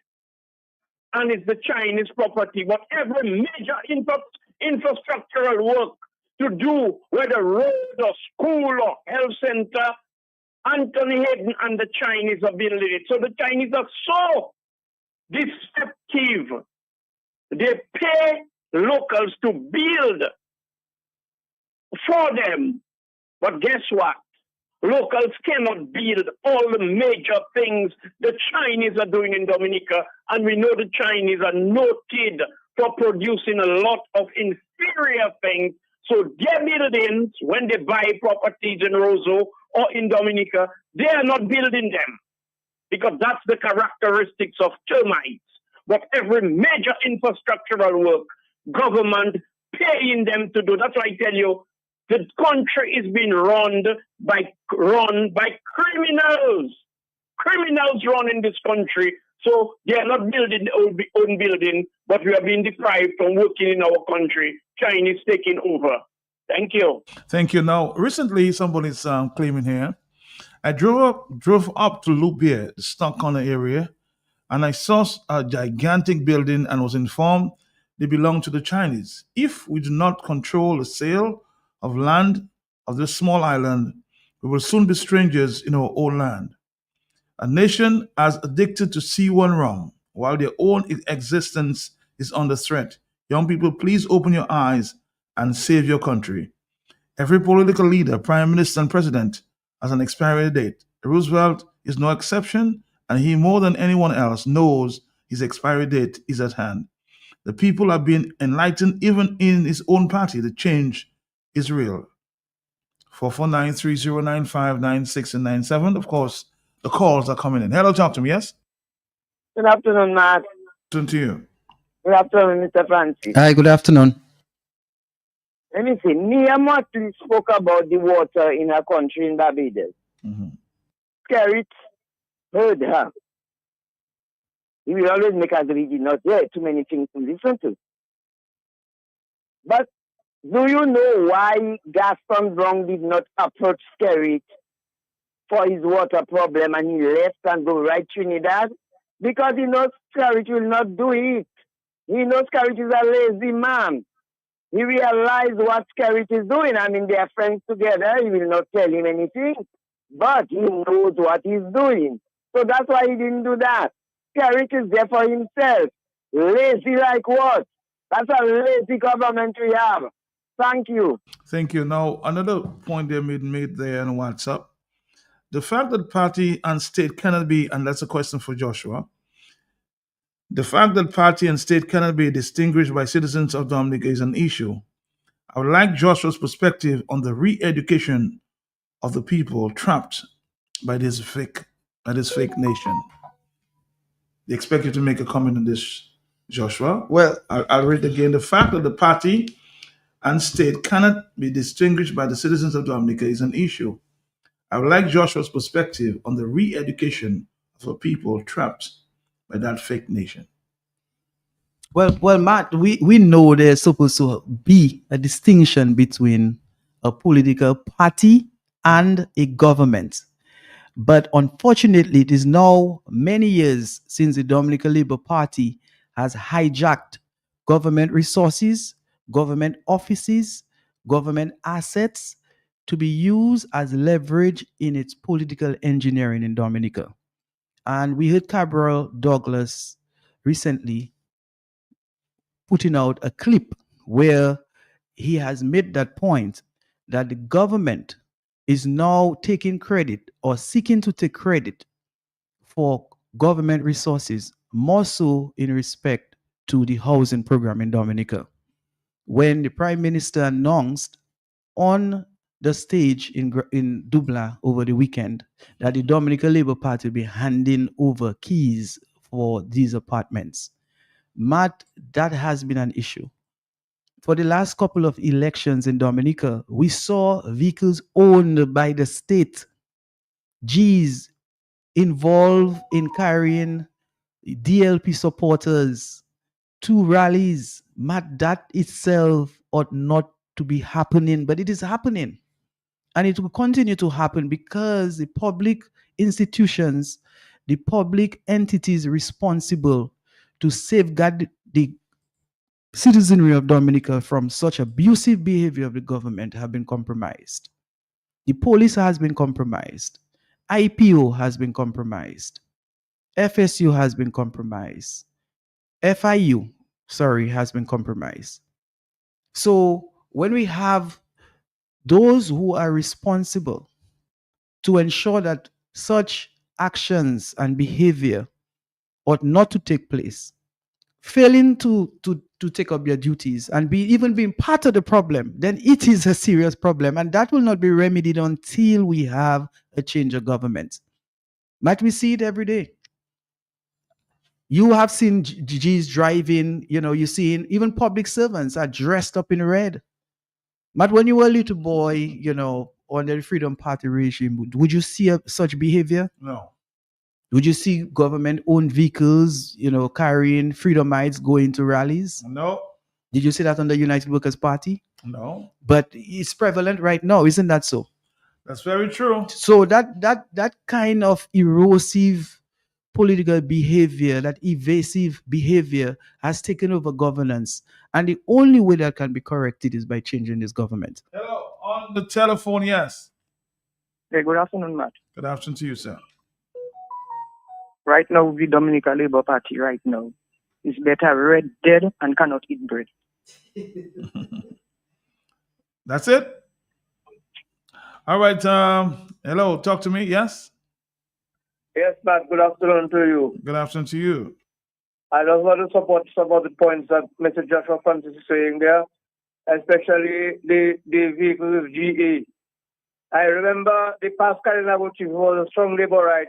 The government gave them a brand new GA, and now we have our Kalinago chief in office.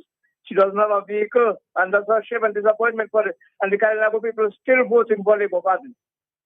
I want to call on the government to return the GA to the present Kalinago chief.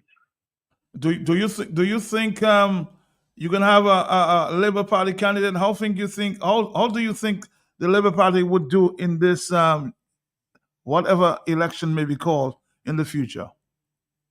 Well, I think Mr. Francis explained it quite clearly, because while the government using the state resources to give people houses and other comfort so that they can gain them for election gain, I mean, the people feeling the pinch on the economic pinch on the island. Everybody wants to be an independent man or woman in this country, and this present government does not allow us an opportunity to do so. Okay, thank you. You will assess them based on their performance. Okay, I get you. Hello, talk to me. You will assess them both based on their performance. Hello, talk to me. Yes. Matt, it's me again. Mamo used to tell us. I never used to wear it, but she used to tell us we can wear the green, but with no slogans and don't go on platform. Thank you. All right, somebody's, let me read the message. Joshua is talking the truth, regardless or regarding the DSS. We already weighed down by the population aging, slow economic growth, and high unemployment. And given that you usually need at least 10 qualifying years to earn a pension, keeping a low percentage of the workforce on NEP can potentially impact the provision of Social Security, pensionable age. Someone needs to educate these people who can't see past their pirate, give them a job. Yeah, the problem is really no matter. The fact is, if you're not contributing to Social Security right now, you will not be entitled to benefit tomorrow. And if you do get something from Social Security, it will be minimal, not anything to sustain you. That is why I'm calling on young people to be more thoughtful and to be more reflective and stop being reckless. Because at the end of the day, this government is not going to be there forever. And by the time we get a change of government, hopefully at the next general election, another couple of years would have passed and opportunity cost would have surfaced. So now is the time that we have to think out where we stand. And the young people, it cannot just be about Siwo, Matt. It should not just be about Siwo. And if you notice, earlier on you spoke about young ladies are also drinking, but really, They drink more. it's apparent that the young men, you think they drink more than the young men? A lot of young women now drink more. You're seeing that from your experience. I see that all the time. And why do you think the young women are drinking more, Matt? They're frustrated. They're frustrated. So young women, just as young men, are frustrated. This country is not creating or has not created the enabling environment for young people to realize their dreams unless and except they travel out to Dominica. And that is true, Matt. I meet young people and they want out. They want out. Even people who are employed, as I said, they're underemployed. They are working poor. They want greener pastures, whether it is real or perceived. But the reality is they are frustrated. This government has not done a good job to create an environment where young people can prosper. I went on the telephone. Are you there? Hello? Yes, I'm here. What I'm saying is that Dominica not going nowhere. Dominica not going nowhere, you know. Factories, it have no factories, it have nothing in the country. Young people going mad, everything is going upside down. And people going to labor convention. Everything you want to see the caffeine. What? Dominica not going nowhere. It's just magic happening in the country. And people just there. When they give them like money to see what they go and vote for him. That's all not fooling Dominican. That's retarded, that's stupid. All right, caller. Thank you very much for your contribution. Hello, talk to me. Yes. Hello. Hello. Yes. Well, nobody there. We're going to take more phone calls. Of course, a lot of WhatsApp messages coming at this point in time. But Joshua, before we take more phone calls, give me an update as to the present state of the UPP which you represent. Well, Matt, on the last occasion when I was on your program, Yes. I mentioned that UPP had taken a break as far as organizing public meetings. However, in recent times, we have resumed, and within a few days, we will make announcements as to where we will be convening for our public meetings. I can tell you that soon we'll be meeting in the Kalinago territory. Our first public meeting was in the Kalinago territory, and we're going to continue touching the people of the Kalinago territory. We have a message. It's a message of hope. It's a message of renewal, resuscitation, and restoration and progress for Dominica. Because where we are right now, we have been saddled with a government that has lost its way. Already, the portion that the government had in regards to vision was limited. And Dominicans are seeing it. A lot of laborers themselves are admitting that the government is tired. The prime minister is tired. The senior ministers are tired. Dominica has not been going anywhere. You heard your previous caller. And it's not that the people do not like Dominica and they want to speak bad of the country, because I always say a country is like a mother. You should not go out there and speak bad of your mother, irrespective of how you're being treated or may have been treated. Likewise, none of us should take pleasure in speaking bad of Dominica, but nonetheless, we ought not to be hypocritical and be blind and ignorant. We have to say it as it is. Dominica right now is at a standstill as far as economic progress is concerned. So UPP, as part of the opposition architecture, will continue to add value to the discussion, because our objective is not to come here and to deepen any divide. Our objective is to work with any and every opposition entity with a common goal to cause a change of government in Dominica. And you think unity is the answer? And unity has to be the answer. And I have said before, when we speak of unity, first and foremost, we would like to see more unity of the nation. This politics has become too divisive, where people have become intolerant and getting personal, demonizing and minimizing others. The culture of politics has to change, and we in UPP will contribute towards a change in the political behavior and culture in Dominica. Any chances that Joshua Francis will become a member of the United Workers Party in the near future? Well, man, that is not my objective. As I say, divinity can cause me to do certain things and attribute it to God, of course. If the Almighty Father wants me to do certain things, He orders my steps. I have no choice but to surrender and to listen. I do not want to be a Jonah. I don't want to be in any belly of a whale, or I do not want to be like Lot. But at this hour, my interest and my position and posturing is not to become an executive member of the United Workers Party, but to be part of a team that can cause change, whether in one or two constituencies and nationally. Because what I want to see is a change of government. I will be satisfied once we can realize a change of government. And not just a change of government, Matt, but to bring a refresh idea into Dominica, to bring growth, to bring progress, to bring development, to bring elevation, to take Dominica to higher heights. Because even if we have a change of government and the players at the highest level are the same or even worse, we're not going to go anywhere. My ultimate objective is to see a better Dominica, a Dominica where children can feel safe and can grow up to realize their dreams. It's okay, like any and every small other Caribbean island, you find people going to study abroad because we do not have universities here. But we should create a Dominica where our graduates will want to come back. What we have had is significant brain drain. So already our development is stagnated. And when we produce our brains and we export them, we provide education for export, it further exacerbates the situation. So my role in UPP really is to be part of a movement to bring change. Have you been talking to the other leaders of the other parties? I have had discussions with leaders of other parties. Some of the leaders are amenable to unify under one force with certain terms and references.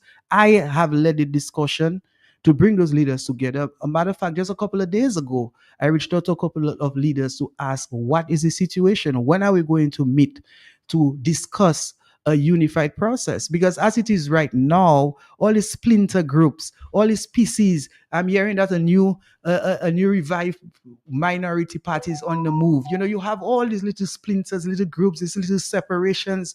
We cannot achieve it on our own. We have to come together with certain terms of references, with a strategic plan, look at the numbers, look at the reality in Dominica, and to design a formula or strategy to ensure that at the next general election, this Dominica Labour Party will no longer be riding on the backs of Dominicans. I heard Thompson Fontaine saying yesterday he's prepared to contest 21 seats. Well, I cannot represent Thompson Fontaine and his party. That is, if that's his position, that is his position. But as where I sit from now, the United Progressive Party will have people that will be ready to contest. And when that time comes, and I'm hoping we do not have to wait for the last hour, wait for the first So and you forward. want to sit around the table at this point to chat a way forward? Well, Matt, it would make more sense. Preparation is key in anything and everything in life. You do not wait for last minute to take certain steps. Preparation is very important in any endeavor, and political engineering is no exception. We have to come together to have discussions, because at this hour, every party should have an idea already as to who is going to contest in the different constituencies. There's some who believe that the other side should not give out their strategies. When they speak, do you believe that? Well, Matt, I mean, there's no rocket science in that strategy. This is universal. This is not new to Dominica. Historically, politically, we have seen coalitions, opposition coalitions, being successful. We have seen it work. So, talking about coalition is not a strategy that should be a stranger to any listener. It is important and imperative that all opposition leaders come together for the benefit of Dominica, because, man, at the end of the day, I personally, as you are aware, do not have to be involved in politics. And there are other persons like that. There are other persons who do not need politics. We are doing it simply because we want to contribute to a better Dominica. And for me particularly, the sole or the most important reason why I'm involved in politics is because I want to see more Joshua Francises out there coming from a barefoot situation, from a humble situation, to evolve into becoming a professional. I want to see more poor people's children be granted the opportunity to become professionals too. Because I know what it is to wake up in the morning, not having a proper breakfast, not having a proper dinner at evenings, not being properly attired. I want to see poor people's children elevate, to climb, to get to a point of satisfaction. And more so in Dominica, I see we have so much potential, and yet we have not gone and captivate our true potential. Somebody's sharing a point there I want to share. Joshua, you talk about unity. What is unity without everyone getting together to win the election? It appears that you all want, everybody wants to be a leader, forget about winning, forget about power and think about winning. That's somebody's message. Well, and the person on the surface, the person is right. It's less about power. For me personally, Matt, I told you on the last occasion we were there, I don't have to be a candidate. I do not. I, Joshua Francis, do not have to be a candidate. Wherever I'm eyeing, But you're willing to work with I am. a team. Well, Matt, that's why I'm still here. And sometime, was it on Monday, I called on your program and I spoke about the people who have defected, the people who have left the camp of the opposition forces, and why they left. People do what they consider to be sound and rational. And it is not irrational for a Dominican, having looked at his reality, supporting an opposition for the last 25 years, failed in 25 years. His party is not winning. The opposition is not winning. He's suffering financially. He has a mortgage he cannot pay. His children are suffering because they cannot get scholarships. They cannot get a job. He cannot get involved in self-business, in self-employment. He does not have land. It is rational for him to look at his options and to decide, look, these government people, these Labour Party people want to help me. I don't have a choice. I'm going to join them. No, I'm not using that as an excuse for anybody or to justify the position, but we have to be honest with ourselves. We have to look at the reality. So for me, that person is right. It's not about power. It's about putting something together that can cause victory for the opposition. And that is not for the leaders, because most leaders in this party, either they are professionals, either they have a job, either they have retirement funds, either they have paid up their mortgages. It's not for us. The supporters are the ones who touch me most, Matt. I'm aware of people who have supported this opposition movement for over 2 decades, and they're struggling. They have sacrificed their time, their financial resources, their good names in certain areas, and they are on the they feel like they're on the losing train. They are frustrated. They have lost hope. So for these people, particularly, for those people particularly, I would like to see the opposition be at a place where it is more attractive, it is more viable, it can give more hope to the nation, it can provide an alternative to the nation. So this disoriented, discouraged, and weak labor rights, and I say weak labor rights, who they have been dislodged from their party. They're looking for a new home that they can be attracted to the opposition. Joshua is so profound and intelligent. He speaks wisdom. Thanks, Joshua. You give food for thought. Very reflective. This is what somebody's saying here. 449-309-5997. We're going to be wrapping up in a few minutes. Hello, talk to me, yes? Matt, finally, Matt, you and I have to start talking, Matt, in secret. I think we need to join UPP, Matt. But let me make a quick point there. You don't say nothing, Matt? Go ahead, my brother. I'm right here. Go ahead. I know you're right here. Josh, I want you. Josh, I think you have some economic background, may not be a professional in finance, but you understand finance. He's an economist. He's an economist, yes. You see that? I don't even know that. I tell you, Matt, we need to talk. We need to join the UPP. Josh, the final conclusion. Remember when Lennox or one of them asked Kerrit about the billions of dollars, Matt?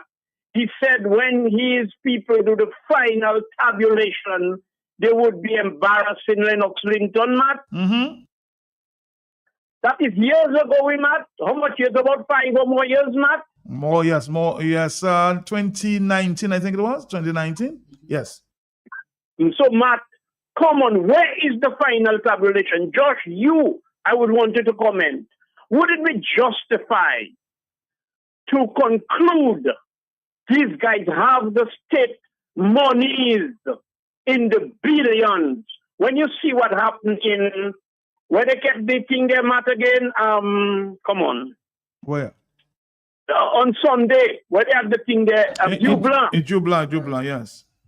Just, millions of dollars spent there because prior to the Sunday, you had about 2 weeks of campaigning and mobilizing all the t-shirts, the food, the alcohol, the stage, the sound system, the band, and whatever they are there.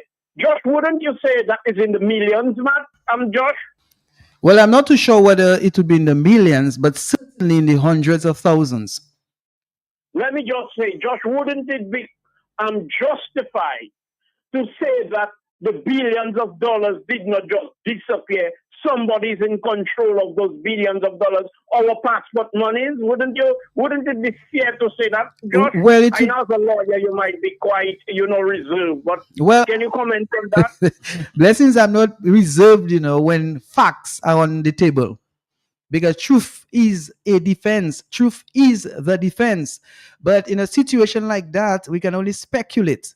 And it is not unreasonable to conclude that some of the monies which have been expended and will be expended over the next few months by this Dominican Labour Party may have channeled from certain players involved in the CBI program. And that is one of the reasons why we have been demanding accountability from this government.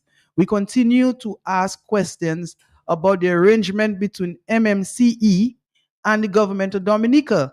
Because in this modern era, it is really inexcusable that a government is using or selling a public product, more so the passports of Dominica, our birthright.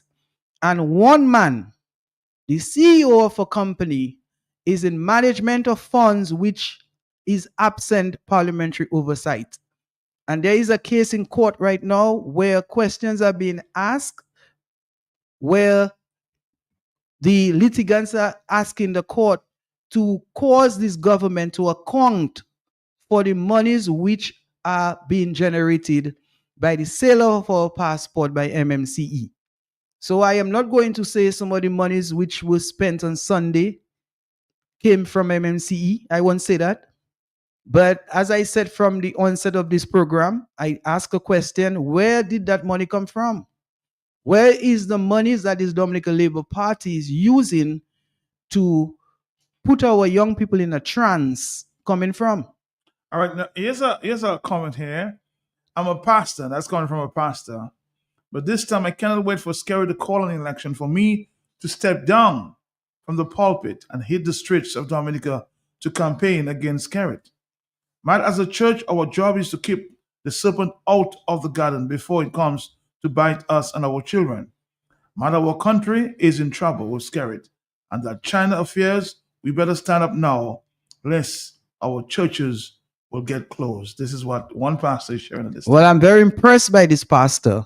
And I hope we have more pastors like that. Practical pastors, not just pastors who are praying for angels to descend from the heavens to come and rescue us, but pastors who will point out the ills in our society and to stand against the ills. We need more leaders, whether pastors, whether teachers and accountants, to stand for Dominica, because it's almost too late. There are a lot of wrongs going on in Dominica. We are selling Dominica. We have sold a significant part of it, and we need to stop it. We spoke about how parts of Roseau, the demographics are changing. The Chinese are moving from tenants to landlords. We are selling our brains. We are sending our young people out of state. This government gives scholarships without bonding. Take government resources, go and study, and provide your services to metropolitan countries. Don't come back. We are selling our birthrights without any thoughts of the far-reaching consequences, where economic citizens will outnumber the indigenous community. So those are some of the subjects we have to discuss, and our leaders should present themselves not only to pray, but to speak against the ills, because words are power in it. Because for those of us who are Christians, know very well that heaven and earth were created by the Word, and the Word Himself, the Word is Jesus Himself. So we have to use the words, we have to share our words, we have to break those words to illuminate our society, to enlighten the population, to bring hope, to bring inspiration, so that more pastors will show up when the roll is called for us to get change in Dominica? Matt, Sunday is Father's Day, and we, the men of Dominica, heard Melissa Skerritt, the wife of the Prime Minister, and the pal rep of Roseau Central, referring to our men as at a convention as sperm donors, and went on to say that the DLP are fathers of our children. Matt, what hurt me the most is she made the statement in the presence of men, and none of them walked out for insulting them in the public, knowing well that Skerritt and his DLP destroyed the capability of our men by taking jobs from them and replace them with drugs and sea oil. Well, Matt, I shared my views on that situation. I just want to take the opportunity to urge fathers to be more responsible, to spend more time with our children, quality time, not just to go home and put the child in front of the television or put the child on a smartphone, but to put those gadgets away, to talk to the child, find out what is happening, find out who are the children's friends, find out what are on the children's minds. Those are the sort of things that we need to do. Take our children out, take them onto the beach, take them to the movies, take them to shop, take them to walk in the gardens, be more involved in our children's lives. And I'm asking the mothers to facilitate the fathers. And I'm also asking the mothers not to use children as pawns. Do not get the children involved in social problems between the two. So I pray and hope that all the fathers on our land will have a good weekend. The mothers go out and celebrate the fathers.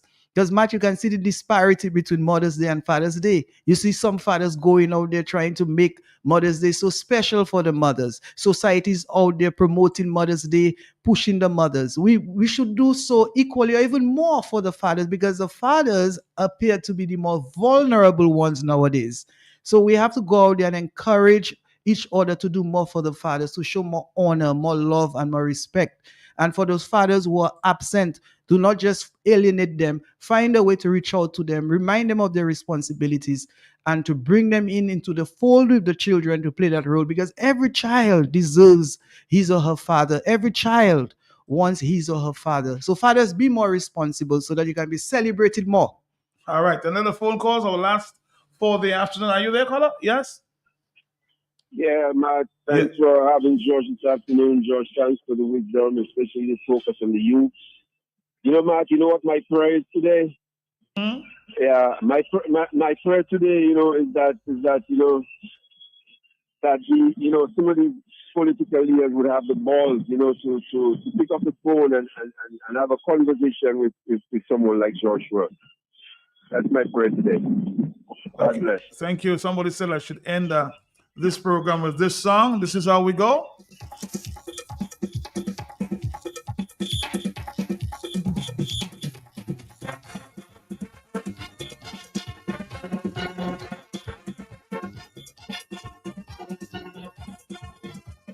Your wish is my command, huh?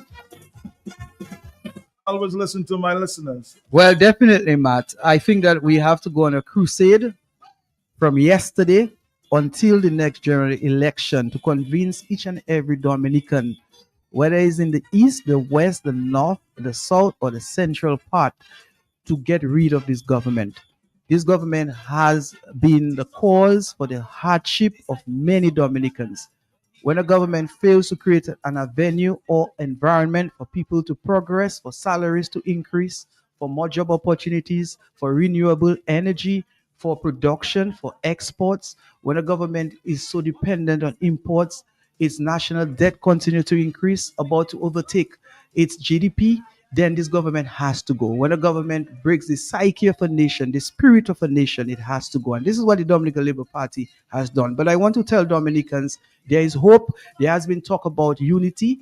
I am placing confidence in the leaders of the other opposition parties to get onto the table, have a discussion, and to formulate a strategy going forward to give the opposition the best opportunity to unseat this government. Because when history is written, we want to ensure that we would have done what is in the best interest of the nation and not to fuel our self-ego and self-interest.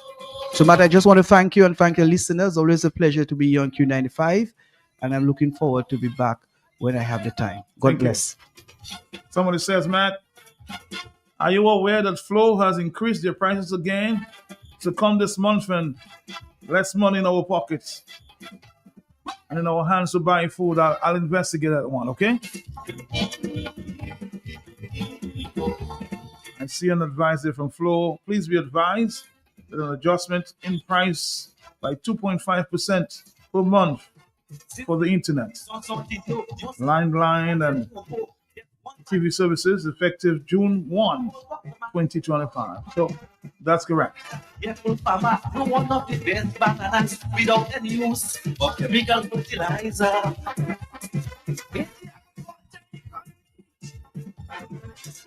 Root quality is the key.